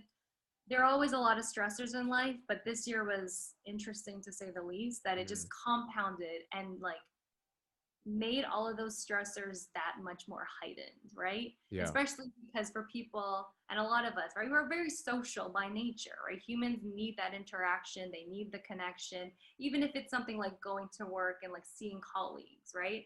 Or having a regular routine. When that's messed up, you're kind of like, you're almost in a way forced to sit with yourself in that discomfort, right? Yeah. So there's no way, and that's the thing. Like I feel like with life in general, it's all about perspective too, right? Like you can decide that a situation is going to be difficult and just kind of succumb to that, or you can see it as an opportunity to, okay, what can I learn from this? That's how I try to approach life. I think that's also why I'm very a happy-go-lucky kind of person. I always look at experiences as opportunities to learn, or at least I try to.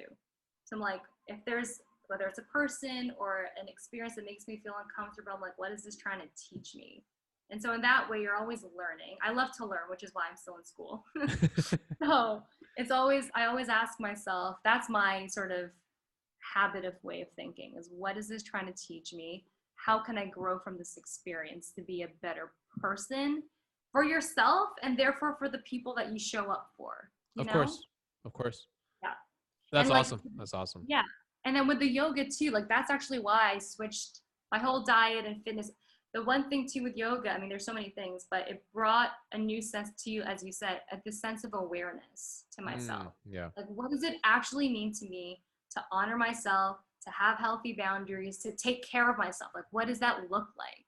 And for me, it was eating clean or learning what that meant, right? Mm-hmm. So like cutting out junk food slowly. And then it was like cutting out like fried stuff, right? And then it was like, Filipino, like I heard when you guys were talking, you and Elaine, about like rice is just staple, right? Yeah. And like, that's a lot of carbs though. It's like rice and like meat, maybe some veggies here and there, but that's not a thing really. Or sometimes depending on the dish, you might get rice and potato. Yeah, exactly. You get double the carbs. I'm just like, oh my God. And then and I remember Leanne said it too, with her with keto and like with you guys just in fitness, it's about feeling good, right? So I got to playfully explore and experience what made me feel good, whether it was through food, the people I surround myself with, the kinds of experiences I'm having, and being able to, again, with yoga, with certain postures, there's a difference between feeling uncomfortable and having pain, right? Yeah. So Yeah. learning what that means for yourself in your own body. It's like pain you never want to feel. If you feel that, get out of the pose or adjust so that you want to have that discomfort that you're able to breathe through, but you don't want to be in pain, right? That's a different kind of thing. Yeah. So in life too, right? I think a little discomfort is good. It means that you're on your toes, you're growing, you're gonna learn from it. Whereas obviously pain is also part of life, but it's something that with discomfort, you have a choice, right? To like sit through or escape from. And I think sometimes we're so easy to run away from discomfort, but I think a little discomfort means that it's uncomfortable. It means that you're human. Exactly. It means that you're human, and it means you've never been there before, which means you're going to grow from it. You're going to learn something from that. And I think that's also like the growth mentality, right? Like there's never really, if you're not in pain, but you're in an uncomfortable situation, you're only going to benefit from it. You can look at it that way. You can look at it as like, a different perspective. But for me, that's how I see discomfort now. And I think it's because of viscerally and physically feeling it through yoga that you're like, I'm okay. I'm not in a survival mode. Like I'm safe in my body. I'm safe in this space. You just take it, you process those emotions, you breathe through. It sounds so easy, like just breathe. But when to some people, it sounds so simplistic, and it sounds almost like there's so much hoopla around like just the thought of just being in tune with your body, but you're not really in tune with your body unless you're actually in tune with your body. Yes. So I agree. That's one lesson I learned out of yoga specifically. So I may not have practiced it, after the times that we've gone. I think I stayed for the month. I think it was like a free month that I had at that time or something like that. Or it was a promotional for a month. Yeah. So I didn't necessarily continue to practice yoga, but I took on some of those principles and applied it to other things as well too, right? Exactly. Yeah, 100%. It's like once you experience that, that's what I mean by the yoga off the mat. You get those lessons, you feel the benefits, and then that's the whole like living out your yoga, which was for me, again, like assessing what does taking care of myself actually look like in terms of like physically in your body, what it means to surround yourself by good people, having healthy boundaries, and like all of the other physical, mental, and emotional aspects that come to when you take care of yourself, Yeah. Love it. Yeah. So I know you said you made a change in food, and I think the last time I saw you, can we even remember the last time we saw each other? Jeez, I might have been that Christmas. What's that? Oh, the parking lot. We weren't there for Christmas because we were in the Philippines, right? Not this year for Christmas. Maybe the previous Christmas. But I think we saw each other. Wait, when was that yoga thing? That was a while ago. The yoga class was a while ago, and I'm pretty sure that time I met you in the summer with your friend was a while ago as well too. Oh, geez. So I literally think it was maybe like a Christmas. So it was a while ago. Okay. The only thing I do remember about the last time we were all together as family was some of us, maybe not specifically myself, but some cousins maybe giving you a hard time about the food you're eating. Oh, geez, they're always giving me a hard time. Especially you, Richard. I know you're going to listen to this. You can always give me the hardest time with everything, let alone food. But yeah, always. So are you still pescatarian, or like where are you right now? What's happening in the plate?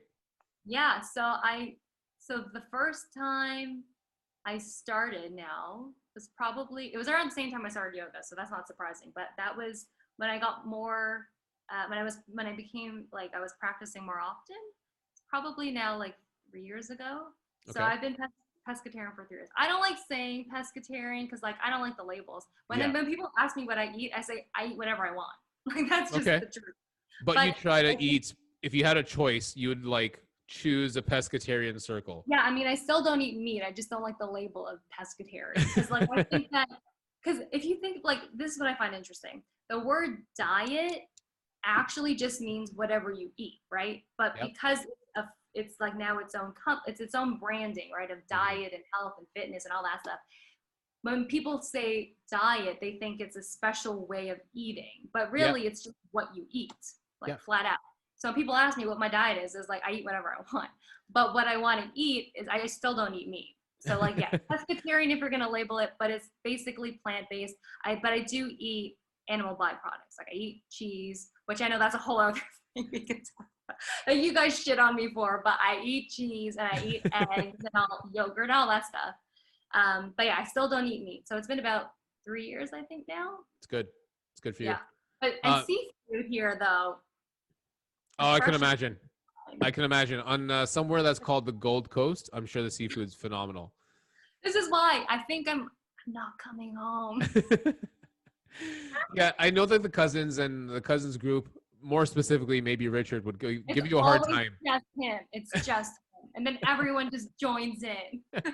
Well, because he like breaks down the barrier to make it kind of funny and cool. And then everyone's like, oh, yeah, well, that's funny and cool to do. Yeah, I'm all for the jokes. I like a good laugh, but it's always him. Always. I too have actually experienced with plant-based this year specifically. So this year I went for like 5 or 6 months going plant-based. Okay. It's funny you mentioned the labels. Yeah. So I think the label and people asking you what your diet is, I think that's just the person asking for a very quick answer and a quick synopsis of who you are, what your beliefs are. Yeah. Dare I say, if you even say that you're vegan, like all of a sudden you're a tree hugger, you're a tree planter, like all of these different things about that personality come up to light. Yeah. So I think it's really easy to judge somebody based on like your diet or your workout lifestyle or like your drinking regimen. So like all of those labels are out there. Yeah. But I think what I'm trying to do with this is like literally just break it down. So yes, you could potentially say that you're pescatarian. Yeah. You may make pescatarian option choices, but that doesn't mean you're like 100% pescatarian. Yeah. Or for me to say I'm plant-based doesn't mean I don't have meat every single like. Exactly. Yeah. Yeah.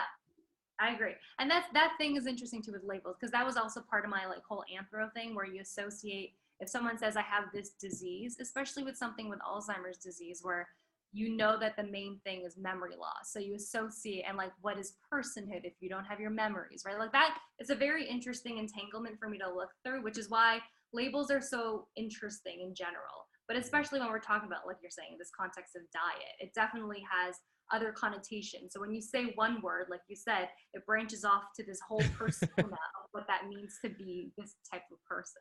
Yeah. So the labels are a thing, and it's an interesting topic in and of itself. But yes, I would say plant-based. I eat whatever I want. But yeah, I eat seafood, but I don't eat meat. Do you find those labels are still very much applicable there in Australia as much as it is here in Toronto? That's an interesting question. I would say, because the thing with Toronto too is it's a big city, right? Where it's like, you have a lot of different, it is more, I would say, also culturally diverse, just by being such a big city. Here, I would say there is some multiculturalism, but it's not the same, right? Okay. So in terms of labels, I feel like it's just not to the same extent because it's not such a big city. If that makes sense.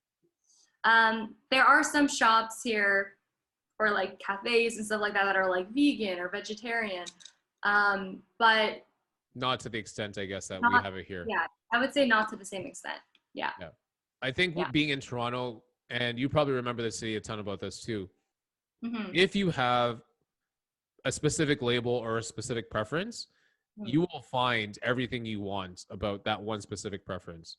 There's a whole market catered to like whatever choice you want to make. Oh yeah, absolutely. So I don't know if you have that like kind of like luxury over there, or if it's as pronounced over there as much as it is here. Because let's say you're a vegan here in Toronto, you're like you got a vegan shop on like every single corner, and like you can shop anywhere you'd want to go. Yeah, it's not, because I think it's such a small beach town. It has a little microcosm of that, but not to the same extent. Okay. You know, like even the grocery, like the Woolies I was telling you about, there's like, there's the health food aisle, and there's like your vegan, like the Beyond Meat situation, like those kinds of vegan substitutes in the grocery store, but it's not the same variety and like amount, like the quantity of it is not the same. Interesting. Yeah. It's funny you actually mentioned the Beyond Meat products. Have you experimented with any of them? Have you tried any of them? Well, before I came here, A&W has the Beyond Meat burgers. Like that's where I first used it. Have you tried them? I have not. I have not. Never tried them. I haven't tried actually, I think I tried a Beyond Meat burger. I can't remember where I got it from. Yeah, it's a Um, chicken brand. You can get it from anywhere. It's like, yeah, yeah. yeah. I've had So one before, but I haven't had like, a Beyond Meat burger from A&W. But I see, but have you, had one before, and it was really good. It was extremely yeah, good. it's so good. Yeah. I love the Beyond Meat burgers. And because there's an A&W by my house, like the gas station has an A&W on, The one at Petro? yeah, Yeah, yeah, yeah. yeah, Okay.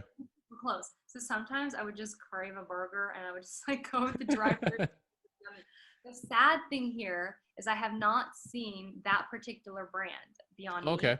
I've tried other ones here, but it's just not the same. But there is actually this one uh like hamburger shop or whatever, grilled, that's what it's called. And they Okay. have the Beyond Meat. That's the only place I've ever had the Beyond Meat here. They don't have Cool. it at the grocery stores to my knowledge. I haven't seen it.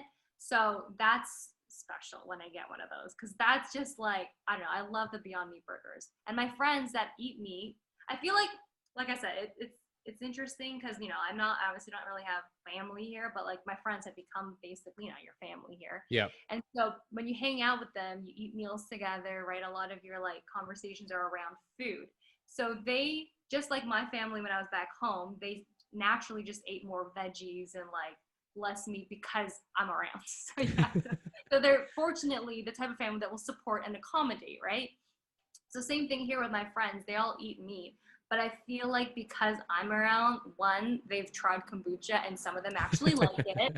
And two, they eat more veggies and they're open to trying more plant-based stuff, which I think is That's great. good. Like that's how you learn from each other. You like exchange life stories and whatever. I think that exchange goes both ways of like learning from each other, right? For sure. That's part of having like really good friends and having good people around you.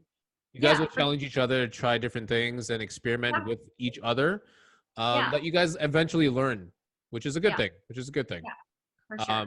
But then So when you become an old fart like me, some of those friends sometimes they come in close. Sometimes they get a little bit further. But yeah. sometimes when you're an old fart like me, you either are close or yeah, it's okay. I'll deal with you afterwards. So don't become an old fart is a lesson out of that. Well, the funny thing that you keep saying that you're old, and I'm saying that you're not, but I guess this is perhaps a little hypocritical.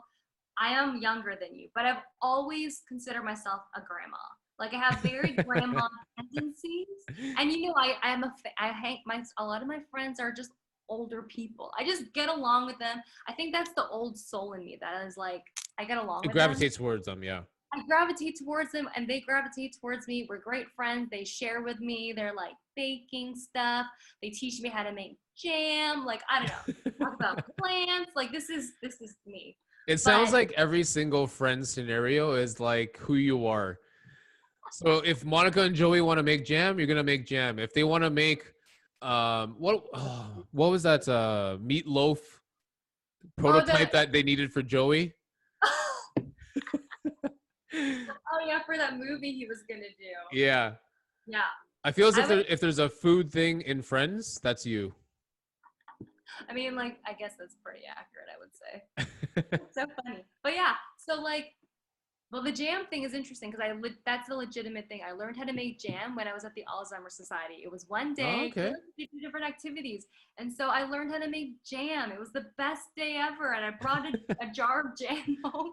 And I was like, guys, look, I made jam. And my sister, and that's Casey's like, you're so weird, CJ. Like, why do you find that fun? I'm like, you don't even get it. You You guys are don't, like two opposites. You guys are totally two oh, opposites. we're like night and day, Yeah. yin yang, total opposites. I tell my friends that don't know her, like the friends here, I'm like, if you met my sister, you wouldn't know we're related because we're so different, like so different. Yeah. Speaking of food, I wanted to Yeah. ask you as well. So now that you're Yeah. becoming a little more active, you started working out at F45, you started weightlifting. Mhm. Have you had to change your food and your requirements for what you need at all? I haven't changed my diet. I feel like I get because I do eat a lot of like seafood, fat. I get the whole omegas and all that from like the different salmon has a lot of good fat and a Mm-hmm. lot of other fish too. I haven't changed my diet because Okay. I've been doing that stuff. My mom though, she's probably gonna listen to this. She's always been worried since I've switched, just like stopped eating meat about my iron levels and like, Okay. you know, if ever there's a thing that I feel slightly off, like, oh, I feel a bit tired today, or oh, I feel whatever, she's like, it's because you stopped eating meat. That's why you keep eating meat. And even my dad's hilarious. When I was back home, and you know, they have I made my own little dish, and they have like their own meat, whatever. He's like, come on, I won't tell anyone, just like eat it, like once a month. What's the big deal? I'm just like, you don't get it, but never mind. That's just, those are my parents for you. Very supportive, but they'll like try to like, Of doesn't course. They're matter. just trying to push the envelope. Yeah, just to make it a little interesting. Typical Filipinos. Filipinos in general, yeah, Filipino Yeah. parents. That's what it is. But yeah, no, I haven't changed anything in my Okay. diet necessarily. Yeah. How is trying to introduce going not meat based? How is trying to introduce that at home?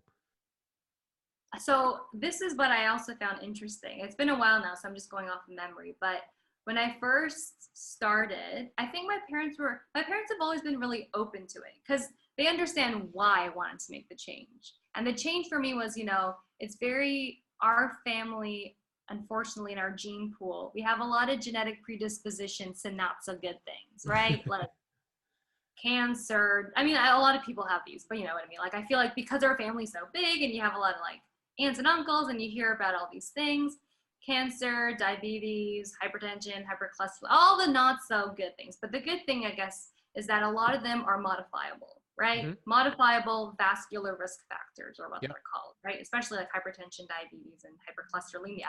Lifestyle and diet is always the first non-pharmacological approach, right? Yep. And so I was like, I have control over that. So I don't want to get, if I can, whatever I can do, and whatever, I'll take responsibility for it, and I'm gonna do what I can to prolong that or to like prevent any of that if I can. Of course. And so I've always been pretty active, but it was like I can also make a change through my diet. So I started off, like I said, with like less fried food, whatever. And the thing is, I would do a lot of the cooking at home, like just dinner, whatever, to help my parents out. And I love to cook. So that's the other thing. I would do it normally whether I was cooking a meat dish or not. But because I also cook most of the meals, they just have to eat what I eat. But they didn't So they mind. either ate your meals or they didn't eat at all. Well, in terms of my work schedule is a little more flexible. You know, my parents come home at whatever time, and they appreciate that I'll make dinner, right? Like, so they just can come home and eat a meal. They don't have to worry about the meal prep, the cooking time, whatever. And like, I don't know, I like to cook, so I've experimented enough that I'm a decent cook.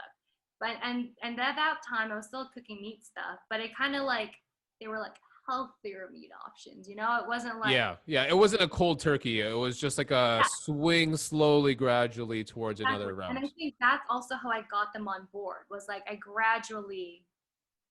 transitioned well, I feel. Yeah. Even, and especially my mom's always been more open. She's like, I don't care if you cook it, I'll eat it. Like, she's like, I could be plant-based. It's just that it takes a lot of effort to research all this stuff and to, you know, find good recipes and whatever. And like, no one really has time for that, you know? Yeah. Whereas I just generally find that stuff interesting. So I will make time to do and look at this stuff. And because I've always loved cooking, part of the adventure and journey for me was exploring what can I do as a substitute. Like, I find that stuff fun. So Yeah. I'm like, what kind of spices can I play around with to implement or to add flavor in a way that, you know, works with what I'm trying to do here. Yeah. And And without so, adding too much salt specifically. exactly. Yeah. Yeah, I never used to really cook much myself. Well, that I think is part of the gradual part of it. Like, Mhm. all of these things, I would say, I wasn't just cold turkey, I'm gonna stop eating meat. All of it were very gradual habits. Like, even for example, coffee. I started drinking coffee at a very young age, just because like we all went to school downtown, right? And we lived in Maple, early commute. It's just caffeine is just It was just part of the grind. it's just how you get by, right? Yeah. So I started drinking coffee in like grade 9. You're like, what, 13 or something? Yeah, I started. So I'm a coffee addict at this point. But I started drinking coffee when I was young. But when we would go for our, you know, like Tim's run or whatever, I started off drinking double, like 2 cream, 2 sugar, legit. Yeah. And I still have a sweet tooth, but like, again, with all these modifications, they all just kind of gradually shifted. So double, and then it was like 2 cream, and then it was 2 milk, then it was 1 milk, and now this coffee that I'm drinking is Straight black. with a bit of cinnamon. I love my cinnamon. Adds a little kick. That seems to be I hate to say it, as you get older, So Al's in the same thing. It's Al's the exact same boat. So she was like a double person. Then it took a double single, and then ended up being 2 cream, and then 1 milk, and now she's like flat black coffee. Yeah. So I think that's the first. I think that's the evolution of just a coffee drinker. Yeah. But then second, I think what you mentioned is there's no such thing as cold turkey. Like, if you want to try something, don't try it cold turkey, because that's one way to like get turned off completely about it. But if you're doing it gradually, I think that's a correct way to do it, because you're making those minuscule changes similar to your health. You're not going to win it all in one day. You're not going to win it all in a week. It has to come gradually. Yeah, exactly. I agree with that 100%. And that's the one thing that in terms of my diet, in terms of like the weightlifting, in terms of the running, it's all been like very gradual. And with Kathleen, she's just also a side life coach, not actually, but she has that vibe to her. And she's like, if you're going to start running, she said, let's start walk, run, like run as much as you can, but I don't care if you're walking a bit of it, at least you're building, you're getting in the motion. Right? Yeah, you're doing the motions, and you're doing it to the point where it's still fun. And you're going to want to do it again. You're not pushing yourself 100 and then you just stop, right? Yeah. So the thing that I've also learned, I guess, is that whether it's fitness or health or whatever, it's exactly what you said, gradual, because what we're trying to build here are habits for longevity. Yeah. Otherwise, you cut cold turkey, that never works, right? Just by human nature, psychology, like you're gonna go 100 and then you're gonna go 0 and you're never gonna do it again. You're gonna be tired. You're not gonna have a good experience with it. You're gonna be turned off from the first time you tried it. So that for me, I'm like, when I think of things that I want to try and I have the intention of doing it long term, it's exactly that. Starting small, building the habits, consistency to build the longevity, to create the lifestyle, right? Totally agree. Yeah. So how long have you been at F45 now? So I started it kind of the tail end of my school year. So the funny thing with this was they were doing a promo, like a 1-week free trial. So my friend did it at first, and then my friend that lives in this building was asking about it because she wanted to do it too. And I was like, oh, let me just ask this friend. I'll connect you with her and you guys can like chat about it. Yeah. And the friend that was here was like, oh, they have a free promo. Do you want to do it with me? And I was like, I'll do the free trial. Sure, I'm all up for trying it, but I don't know that I'll keep up with it because it's kind of expensive, right? Student budget, I'm like, oh, I can afford that. But I did it with her, the free trial. Loved it. I was like, I need to keep doing this. I need to find a way to like rebudget so that I can do it. So I managed to do that, and then we started going. And so, it's 45 minutes, the sessions. So we would go to the 5:45 in the morning sessions. Okay. The earliest session they have is 4:45. And already my sister, as Casey, I told her, like, oh, I'm going to F45. We go to 5:45. She's like, you're insane. What's wrong? And I'm like, but it's just, and I know you used to work out like 4 a.m. or whatever your crazy like morning was. So this is the thing. I actually thought of you when I started doing this. But yeah, so we did 5:45. That was our usual like average time we would go in the morning. And the thing though with me, I find, I don't know how you did it by yourself, but I had the motivation to do it because I was held accountable by my friend here, Arunya, right? Like she has the car. She's going to be waiting for me in the garage with the car. I cannot leave her hanging. I got to wake up. And right? You got to be on time. And I got to be on time. Yeah, I don't want to be rude. I don't want to stand her up. Like, I got to go. If not for me, for her. Yeah. This girl, I'm like, I can't, I feel bad if I didn't, And then we ended up pushing ourselves to doing the 4:45 class. Wow. So, and then I thought of you because I was like, in the beginning, I don't know, you're the only person that I know that used to wake up that early to like work out. And I was like, how the heck does this guy do it? I don't understand people wake up in that early in the morning when it's still dark outside to work out. Like, I don't get it. But it's like we were talking about, you just get this rush. It's the challenge. It's like, let's go. It's a great way to start your morning. And I just got addicted to it. I know. It's so addicting, especially like first thing in the morning. Yeah. So, like when you wake up in the morning, so are you still doing those 4:45 classes? No. Okay. That's okay. But let's say like you would get up for a 4:45 class. What time would you have to wake up to like get yourself to go? Yeah. So this was the thing that I had to adjust. Sleep is something I also would like to talk about. But I'm a big sleep. I love naps and all that stuff. We'll talk about it after. Old soul. Old soul. I You gotta literally sleep. my friends know not to call me around noontime because Cass is taking a nap. Like Nice. I'm not. You're Nice. not gonna hear from me. I'm not dead. I'm just napping. But anyways, so in order to wake up for the 4:45 class when it starts, it's probably like because there's no traffic at that time. Of We can course. get there in probably about 15 minutes or so. Okay. But because we're also keen to make sure we get there on time and we have enough time to like fill our water bottles and whatever, do whatever you need to do before you start the class, we'd make sure we got there with enough time. So long story short, she would probably get up like 15 minutes before she'd say, I'd meet you downstairs at the car park.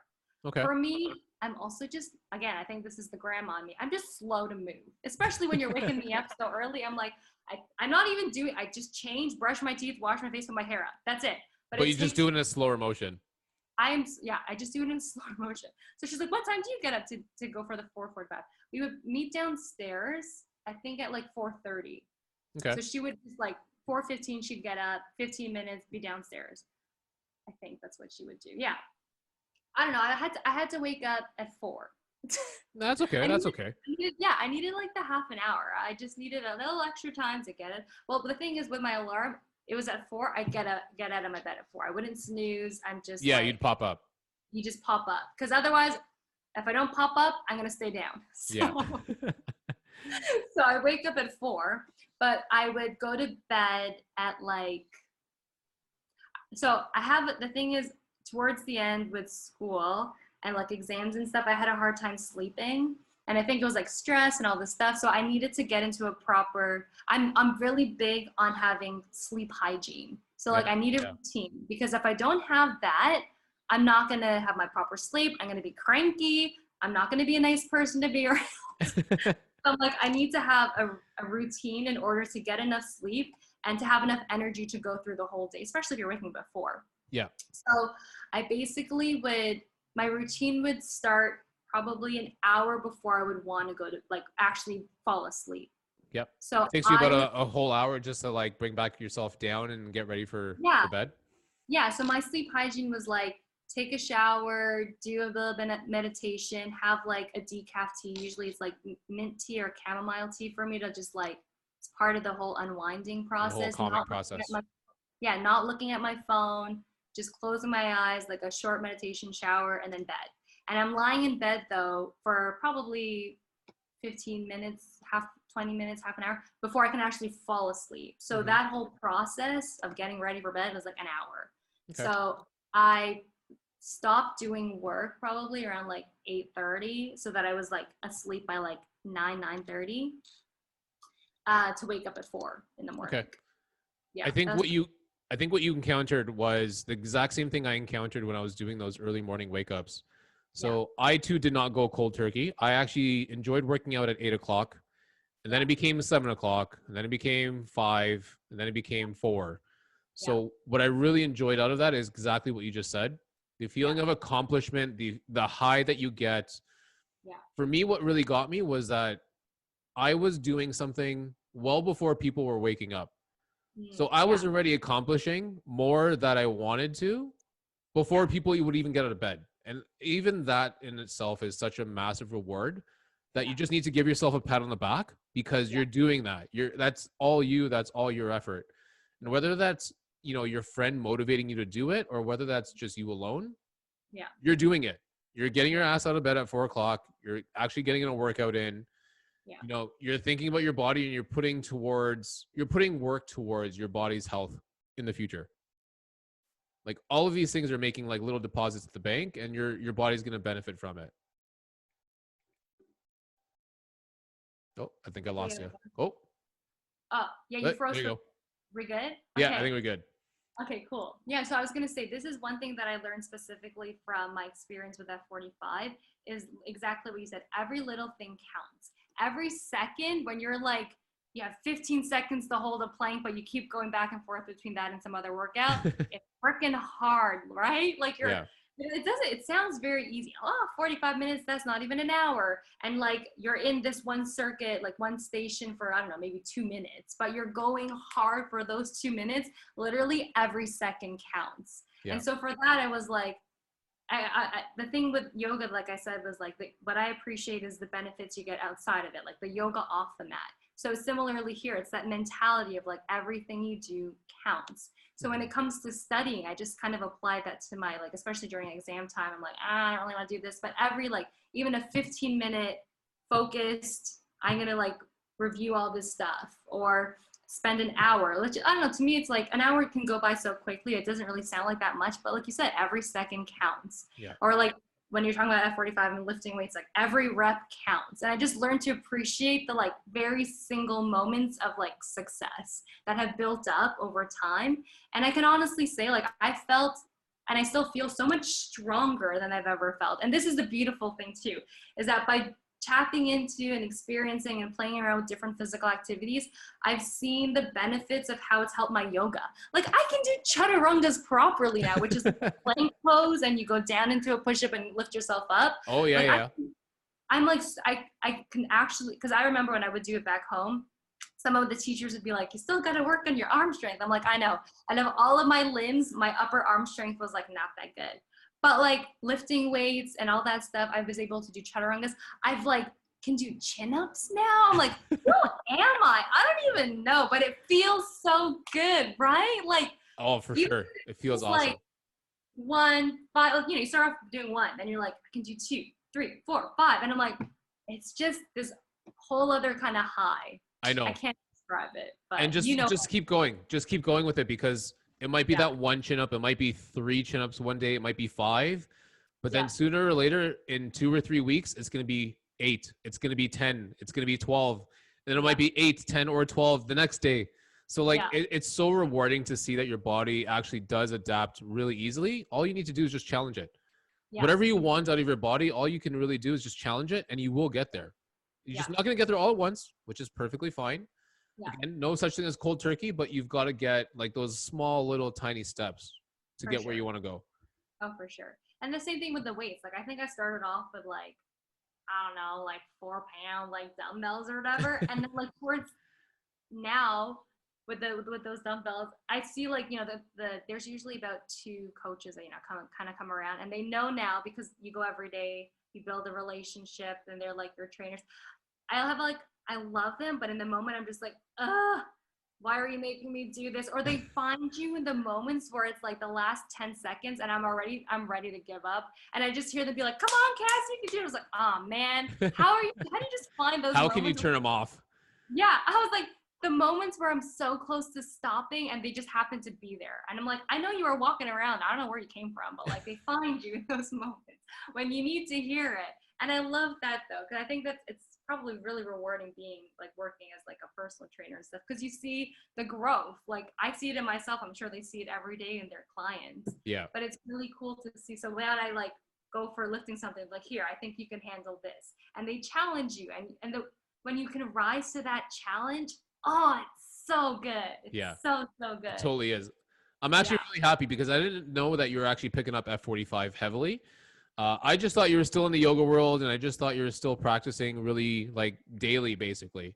Yeah. So I still picked up weightlifting. Kudos. Yeah, Kudos.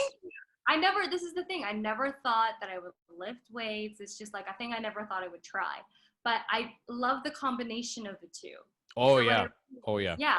Like I when we did the 4:45 sessions, it was like I couldn't wake up early enough to do a meditation before that. So like I would do what my routine is like going there to F45, 45 sessions, come home, and then I do my whole yoga, meditation, journaling. So I get an extra, like I do the stretch, like you're saying, like when you do yoga, but you do something else before that, you get a deeper stretch. And that's what I felt like when I would come home and do my own practice. So clearing the mind, do my journaling, processing emotions, all that stuff, setting up my day with my intentions, and then doing the yoga was like the extra stretch. And that's when I realized, I'm like, oh shit, I can hold a chaturanga, or like I can hold this plank now. Like, who is this person? And then that is such a rush in itself. It's like, I want to do that again. Let's do it. You know? I want to do more of it. Exactly. Yeah. Yeah. So my friend and I feel like for her is the same thing, just in terms of her energy levels, of like challenging herself, all that stuff. So we would go Monday, pretty much the weekdays, 5 days a week, sometimes on a weekend, But the thing is, I don't know if this is a little crazy, but I also really love to walk. Like, Oh, that's not crazy people at all. are beautiful, right? So Yeah, like, yeah. especially me and her, this is what I mean. We're both grandmas. We'll like literally walk this. It's a pretty long street, so you can there and back is like 5 kilometers. But like Okay. we walk, take our time. We're like looking at the gardens, the flowers, and we're talking about like, oh, this would be nice for this kind of house when we retire. Like literally grandmas with their walk, the nonnas and nonnas you see like walking with their hands behind their back, like looking at the plants, whatever. That's me and my friend. I'm glad you can say that walking is for nunnas. So I really hope that Alex gets the chance to see Alex, this. I heard your conversation with her. Okay, well, no, I'm just saying that that's an activity that old people do. But it's also like, I can understand where she's coming from too, because it's just peaceful, you know? I understand the peaceful side to it. I totally get that side of it. But Yeah. for me, and I think for you now too, maybe because you're working out at 4:45 in the morning or 5 or 6 in the morning and you're doing your work early, Yeah. for me, I don't want to walk after dinner. Like Well, that's just too far off the day, you know? well, no. So this is what I was about to tell you is that when I went, so my routine, basically when I was in school, was like go to the class, the 4:45 session, do my yoga journal meditation, do the rest of my day, whatever school thing I had. And then after in the evening, I go on my walk still. No, that's not for Yeah, me. For it's a me, thing. that's the thing. That might be a thing for you. That's cool. And that's a thing for Alex, 1,000%. She'll have dinner, but she needs to go walk afterwards. For me, I have dinner, and you know how you said like you need that 1 hour to like wind down before you go to bed? Yeah. After I have dinner, I don't know if you know, but I do fasting. So like right now it's 10 right now, basically here in Toronto. I only ate dinner at like 8 o'clock, basically, just before we got onto the podcast. So what's your fasting time like? 'Cause this is interesting. I don't know many people that fast, but the ones that I've met here, like my friends, I feel like I know more guys that are fat that do this kind of like intermittent fasting thing. I don't know any of my girlfriends here that are doing it. So what's your time frame for fasting that you do? So my window is typically 4 hours of eating. So I'll take Okay. 20 hours off and then 4 hours of eating. Mhm. So it could be anywhere from actually maybe even 4 to 5 hours of eating a day, basically. But just do the way my day works out. I could eat my first meal at like 7:30 in the day, 7:30 at night. So no breakfast, no lunch. Oh my No God. breakfast, no lunch. I'll eat at 7:30 at night, and I can eat as far back as like 11:30 at night. Oh my gosh, that's such a late window. How are you not angry at the world the whole day? Alex is the same way. Alex is exactly the same way.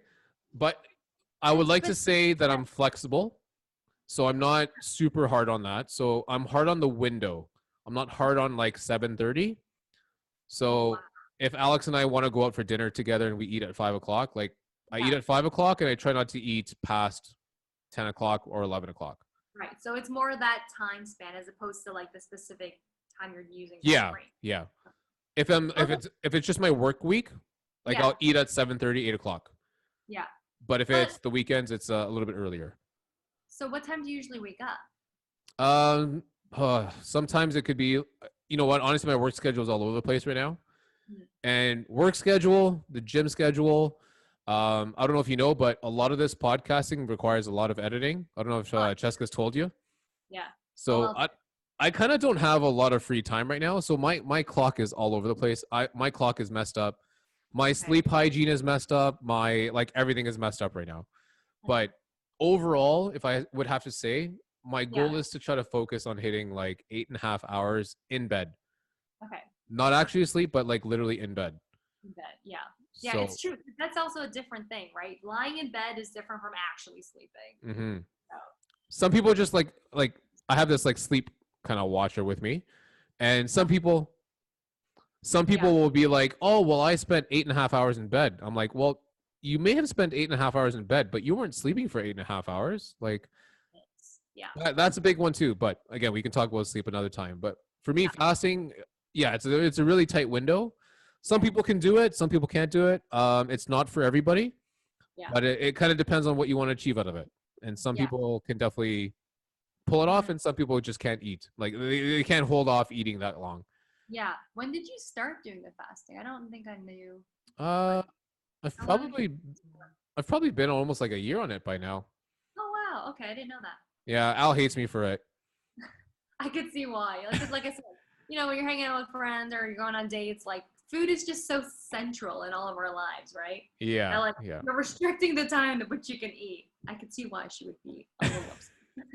I know, but what can you do? That's fair. But yeah, Um, interesting. I've never tried fasting in that way. I don't eat past a certain time at night, I guess. okay. So like, it's not I've never considered it fasting, but I guess it's just like I don't know. Maybe I was actually the exact same way. So she would yeah. never consider herself as a person that fasts, Yeah. but her eating window suggests that she does fast. Yeah. Yeah. So she would eat breakfast at like 7 o'clock in the morning, have dinner at like 5 o'clock, 6 o'clock as normal. Yeah. But then from let's call it from 7 o'clock to the next morning, she's like 12 and 12. So like Yeah. she's kind of fasting if you think about it, but So I'm kind of like her in that way. Like it's kind of like I guess regimented, but it's not with a specific time frame fasting. Yeah. yeah. Don't worry, it's not for everybody. I'm not trying to impose that on anyone right But now. yeah, That's it's not about interesting because anybody. I've never really known about it until my friends here were like, "Oh, I do this intermittent fasting thing." I was like, "Oh, tell me more. Like, what is that about?" So I don't really know much about it. It's all But good. It's all good. For me, I just don't want my body. Number one, I don't want to be dependent on food. I don't want food to dictate how I am that day. Like yeah, I personally feel as if I have energy to go throughout the day. mhm, So I don't feel as if I need to like pull up to my lunch bag, pull up my food, go to yeah, a restaurant, grab a sub, or like I don't want to be tied and restricted to food to what I want to mhm, do in my day. yeah, Um, fair. Second, I kind of need to give my stomach a break. Yeah, You obviously probably remember me as like young John, where like I was just kind of a big boy, mhm, and I was always putting food in my mouth, and I was like always that like little chunky fat kid. mhm, So yeah, I kind of wanted to get a little bit off of that and kind of just fair. find a window to control some food, Yeah, and at the same time give my stomach a break. So yeah, your body metabolizing food like around the clock is definitely not good. So I wanted to give my stomach a break and just kind of give it that relaxation and just feel a little more comfortable, yeah, but eat when you really really want to eat, and when you want to eat, you actually eat. yeah, It's yeah, not about like just putting a granola bar in my mouth and having a yogurt and then having a banana. No, no. When I want to eat, I'm going to eat. yeah. So I it's agree a with it's a weird concept. that. Hmm. In addition to that, if you don't know, a lot of fat loss benefits into intermittent fasting as well too. Well, Uh, that's why my friends here do it. I think like yeah, it and started. there's actually been a lot of research saying that you can increase your muscle mass significantly faster by Mm, intermittent fasting as well too. okay, fair. So a lot of cool research out there about it. A lot of cool research. Yeah, there's always research in these areas of even like gut microbiome. I find fascinating. I learned that in school. Oh man, that stuff's so cool. And I feel like they're still on the cusp of learning about. So they Oh yeah. say that our our gut microbiomes are basic like as unique as like your DNA, Mm, like your fingerprint. That's like yeah. unique to each person because like obviously it's like what your genetic predisposition but also what you eat and you can change your gut flora right based off of your changed diet not surprisingly Of and I just course. find that stuff so cool because also you have a lot of nerves and neurons right in your gut they call it like the third nervous system and me with the brain I find that stuff fascinating so the microbiome in and of itself is fascinating but then you tie that in with like the connection with how it affects your mood and how that can then obviously Yes. play out for the rest of your day that stuff is so cool. I totally So agree. I totally agree. yeah. And one of the things I noticed was when I was eating around the clock. So whenever I Mhm. had a breakfast, I had a lunch, I had a snack, I had another snack, I had dinner, I had another snack. Like I felt lousy. I didn't feel sharp. Like I never felt crisp. Yeah. But I noticed that when I started fasting, I took food off of the plate. Like I literally said, focus on the task, focus on the work, Yeah. focus on working out, focus on the stretch. And it made me actually kind of just really concentrate on what I'm doing. Yeah. And I think just, again, not being dependent on food. Some people are totally cool Mhm. about that, but just not being dependent on food makes me feel good. Yeah. That's good. And that's the Um, thing, right? Like just doing things that make you feel good, which means, I mean, for me, it's like taking that step back and learning yourself and learning about your body, like what feels good inside your body, which only you can tell, right? of course, of course. Yeah. I Yeah. always go to Alex's house and her mom is so nice to me. She'll like say, "Hey, John, do you want a snack?" And it'll be like at 3 o'clock in the afternoon. I'll be like, "Thanks, Mary. I'm okay." She's like, "Are you sure? I don't want to force any food on you." I'm like, "Thanks. I'm okay for now." So I always feel so bad because they're so nice, but Yeah. yeah, I try not to be rude about it. Yeah. But again, like you said, not many other people know what it really feels like when you are actually feeling that sensation in your body, saying, "You know, what, I'm going to try this. I'm going to experiment with that."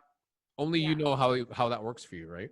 Yeah. Oh, for sure. And even I Um, feel like with there's I think a difference too, but like challenging yourself, but also knowing where your body limitations are in that moment, right? Like mhm. I'm not gonna go from not lifting weights to trying to lift like 100 kilos or something, right? So knowing the I guess like again for yourself, what the balance is between challenging yourself and knowing what you can handle in that moment, right? Yeah, And yeah. having obviously people around you that are encouraging and supportive and also knowledgeable about that too. Like I was very open to hearing, especially from the coaches when I first started lifting. I'm like, I don't know how to do this. I don't want to break my back. So please tell me how to properly hold this and what the form is or whatever, because I don't know what I'm doing.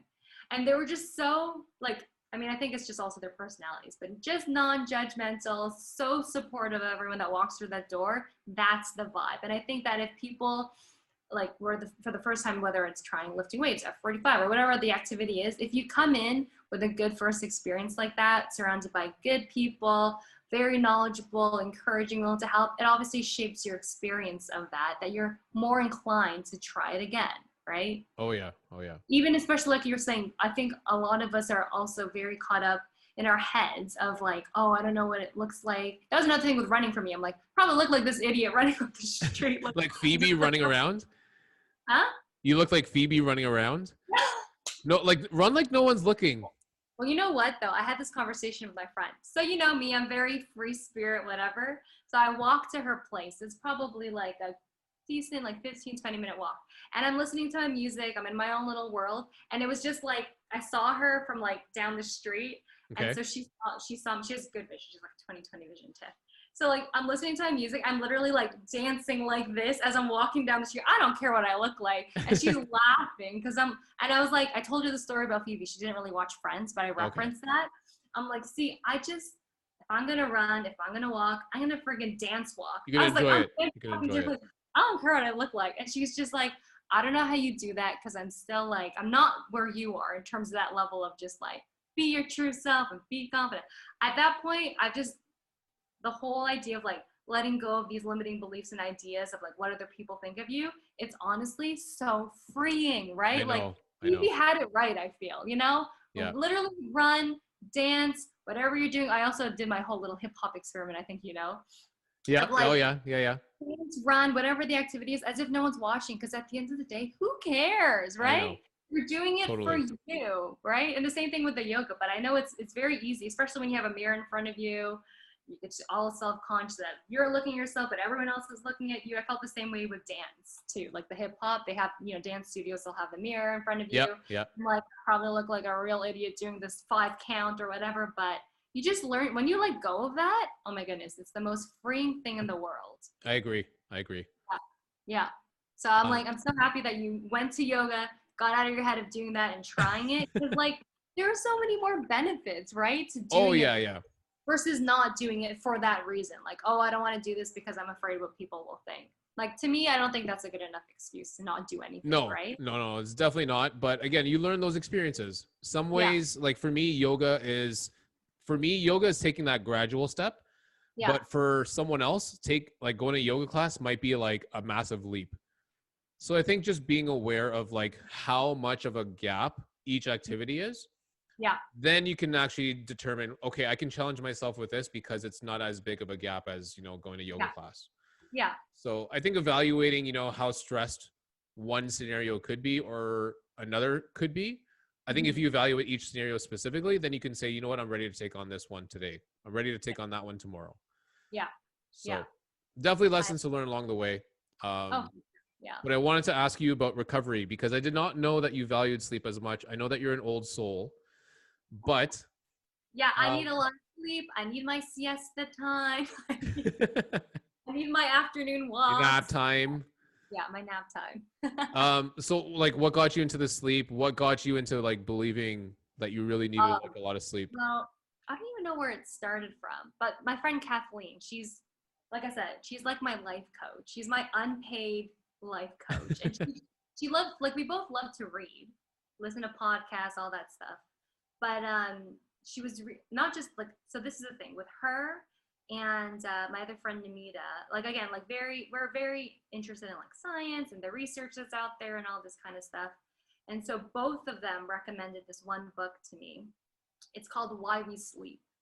Okay. And there's this researcher, I forget what university, somewhere in California. I want to say Berkeley, but I could be wrong. I have to double check that.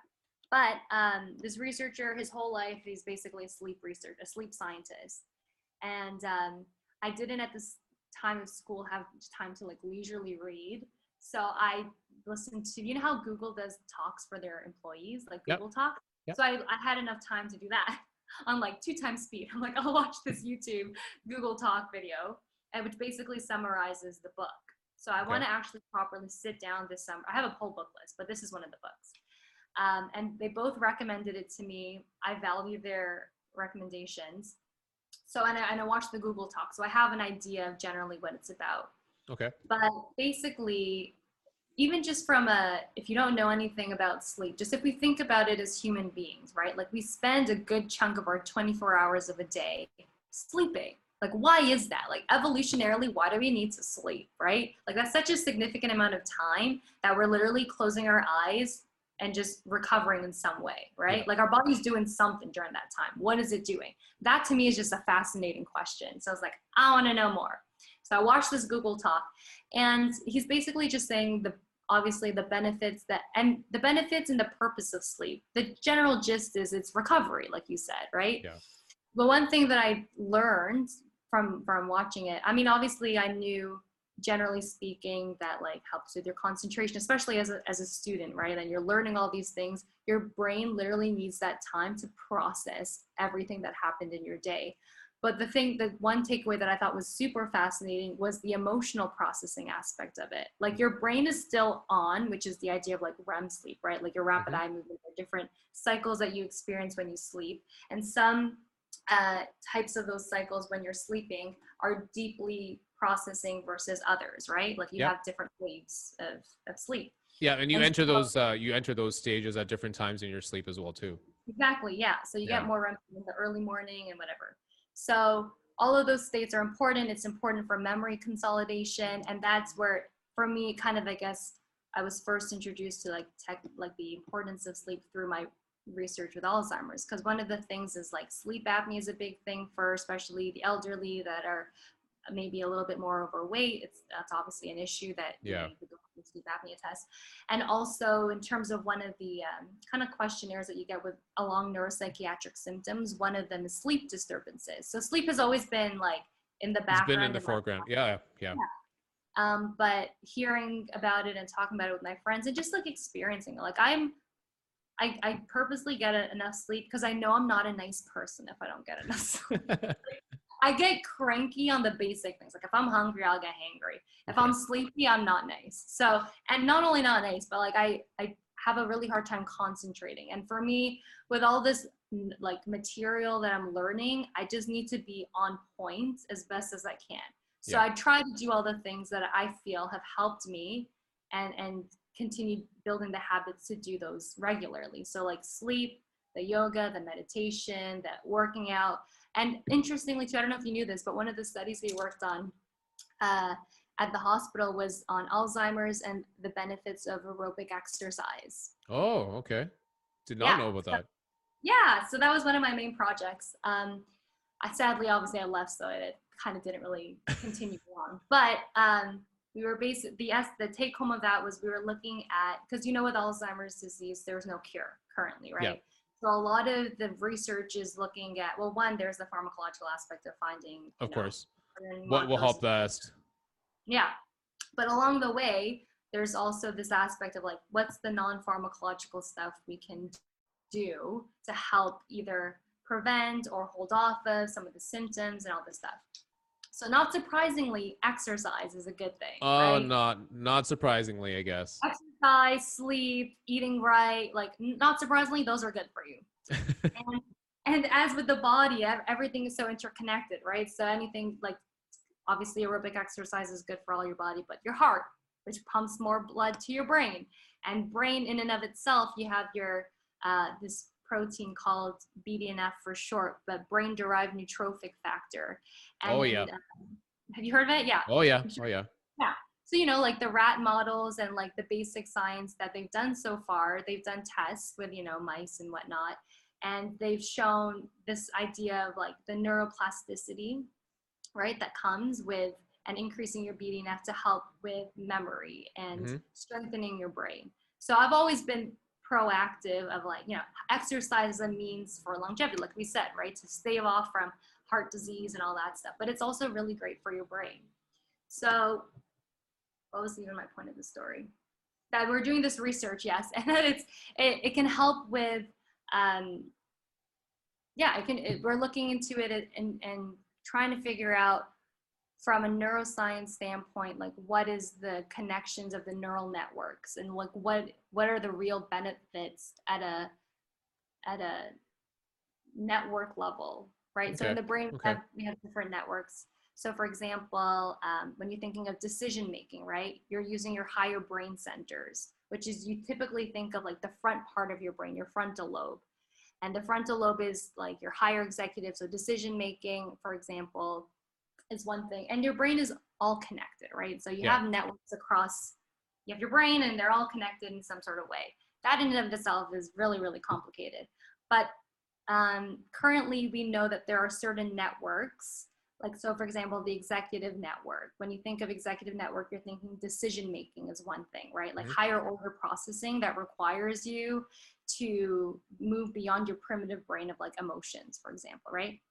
So anyways, we were looking at trying to analyze the benefits of people that had or did the aerobic exercise in relation to the strength of those connections within the network, Okay. right?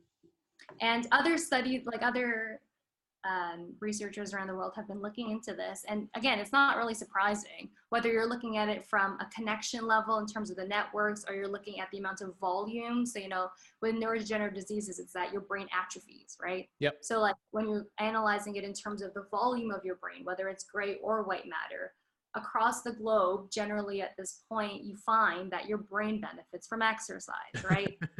Surprise, surprise, that's the take home.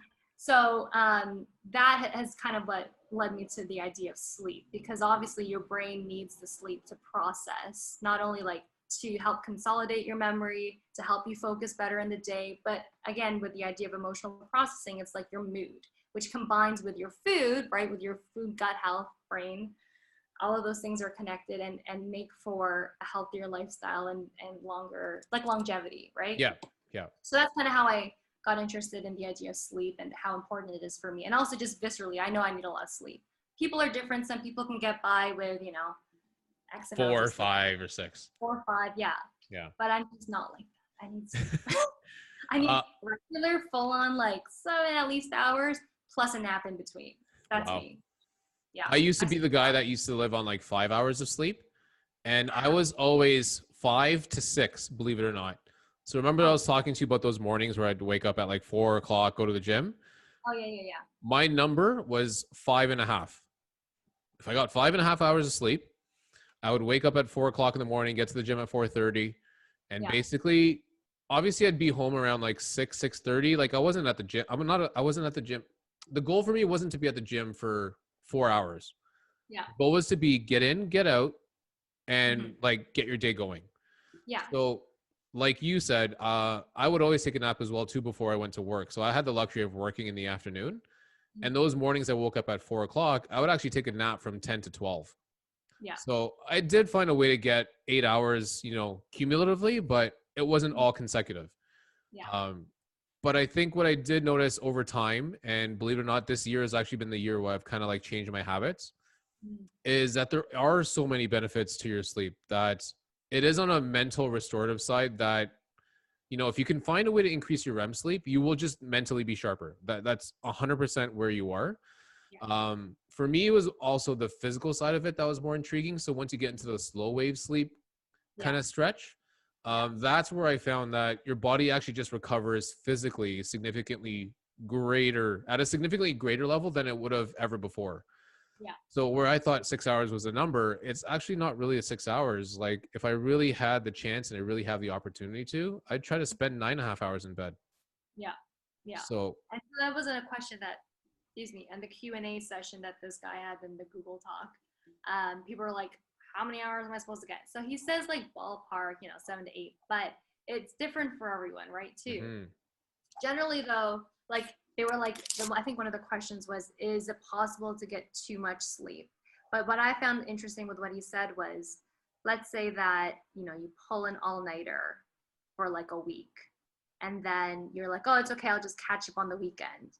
He kind of said that there's no such thing as catching up. correct. Because you can't get back that deficit. Yeah. So, and not surprisingly, it's obviously better to have a regimented habit of getting enough sleep on average. Like, sure, some days you may have to pull. I mean, I never pull all-nighters. That's not a thing I do. But you might have a late night studying, or you might have a test coming up, and you have to spend a little more time there. Yeah, so like sometimes you'll have those, but like I'm aware of the deficits that would bring. So I'm kind of on the camp where, and this I've always known this too in high school. I didn't know much about sleep, but my teacher really emphasized it, and I kind of just saw it from how I performed in school. That if I'd rather go to bed early, knowing what I know, just calling it a night, getting a proper sleep, versus pulling an all-nighter, cramming. And cramming, because I just know I'd still perform better with the knowledge that I had having gotten enough sleep versus trying to pull an all-nighter and like cram all this stuff and then perform decently. Like that's just not how I am. Yeah. I'd rather get the sleep. I'll sacrifice not having gone through everything for the sleep, always. It's good. You know what? Some people just don't figure that out. So kudos to you for finding that out at a really early age. Because I think sleep is probably the most underrated, unappreciated part of recovery that I don't think people like pay any attention to whatsoever. So kudos to you for getting a nap in. Because if I could, I would definitely get a nap in every day, but I just can't. Yeah. I would love to, but I just can't. Yeah. Well, that's the one thing too that I will say with COVID is because our classes have been online, and they're recorded. So it's nice in the sense that dangerous. Yeah, it's nice in the sense that because it's recorded, you can go back and listen to it, and you basically make your own schedule. Like that's kind of the freedom that I had, or I found a way to work it in to make it benefit me. Okay, I have all this. I have 24 hours. I have to listen to this amount of lectures. I need to review this amount of stuff, but I have all these other things like working out, my yoga, my walks, and all this stuff that I want to do in between. So how am I going to play around with this to optimize all of those activities, optimize my energy levels and whatever? So for example, if there was a morning lecture and I was kind of like, I don't know, usually in the morning I'm more awake, so I take that back. Let's say there's an evening lecture, I'm like, I'm already checked out mentally. I'm gonna I'll listen to the recording, I'll take the break, I'll cook, I'll do my walk, I'll come back refreshed and energized and focused, where I'll actually then spend that hour lecture actually paying attention. You know what I mean? Like I'd rather do that, if the lecture is at 4:00 and I'm like, I'm kind of tired, but like, let me just do it to get it over with. I'd rather just not, I'll do my own stuff, recover mentally, do whatever I got to do, and then come back to it so I can actually pay attention. That the hour is more optimized in that way than like half asleep. I'm like closing my eyes on the table, just to get it done. Like I don't like to do that. So no, I think absorbing it is obviously important, but if you're able to understand where you're going to absorb it, obviously you're trying to optimize, your own benefit, your own health, and your own knowledge. And some people sometimes are not aware, but that's okay. It's part of the learning process where you just there are so many stressors out there. Like we said earlier, there's so many distractions out there. We just have to manage our energies in a way that's beneficial for us. Yeah, totally. Totally agree. Do you believe in the circadian rhythm? Oh yeah. Okay. Some people just are like, I don't believe in that hoopla. I don't believe in that astrology kind of business. What do you mean hoopla? What do you mean? What's the argument of circadian rhythms? Some people just don't believe that, getting your body on like an actual schedule of like, okay, I'm going to fall asleep, or like you said, prepare for sleep an hour prior. Yeah. Mentally prepare your body to actually go to sleep, and then waking up at the same time, getting into that rhythm. Some people just don't believe that that's actually a thing. So they don't believe that having A routine is like, well, so circadian rhythms biologically are a thing, right? Like the it melatonin that's is. produced. So that's what I mean by like, I believe in that. But I'm also pro routine, because Yes. that's the way that I'm able to fall asleep. Because the thing is that with the whole F45, when I started that was a new routine that I had to adapt to. So I had to figure out like, when do I have to go to sleep? When do I have to start this routine? Because for a while I was playing around with the timing of things because I wasn't getting enough sleep, and I felt the effect of it so hard. I'm like, I'm sleepy, I can't do this. But I'm like, no, we got to figure this out.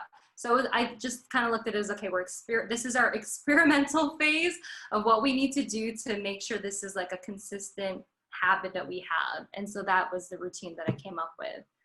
But and the circadian rhythms from a biological science standpoint, with the whole melatonin and the light, definite thing. Awesome. But I'm also a pro of like, I personally need that routine in order to get an optimal sleep. Yeah.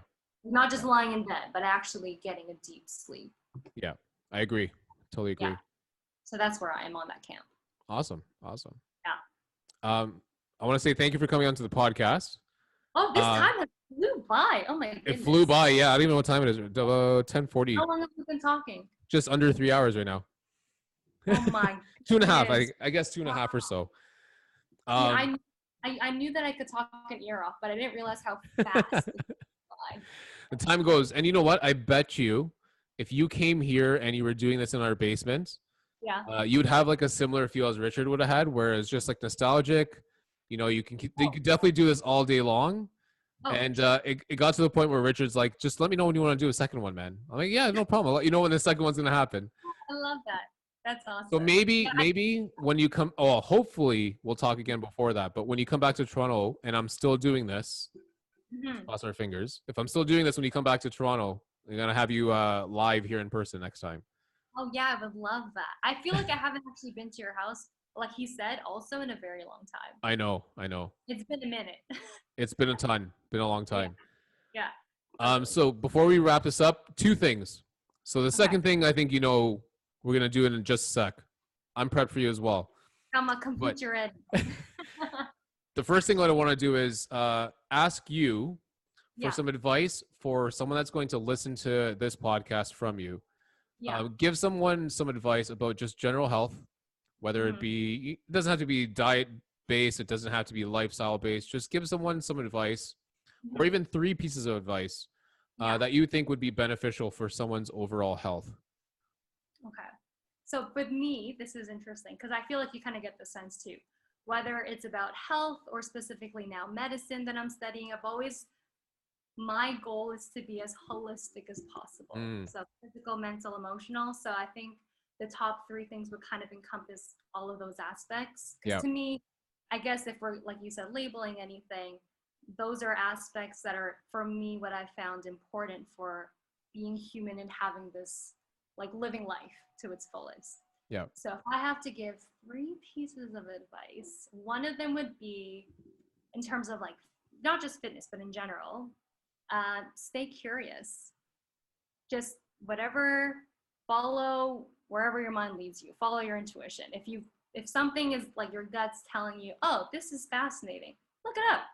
We live in an age where like resources are just so readily available. Google's right there. We all have smartphones. Like, look it up.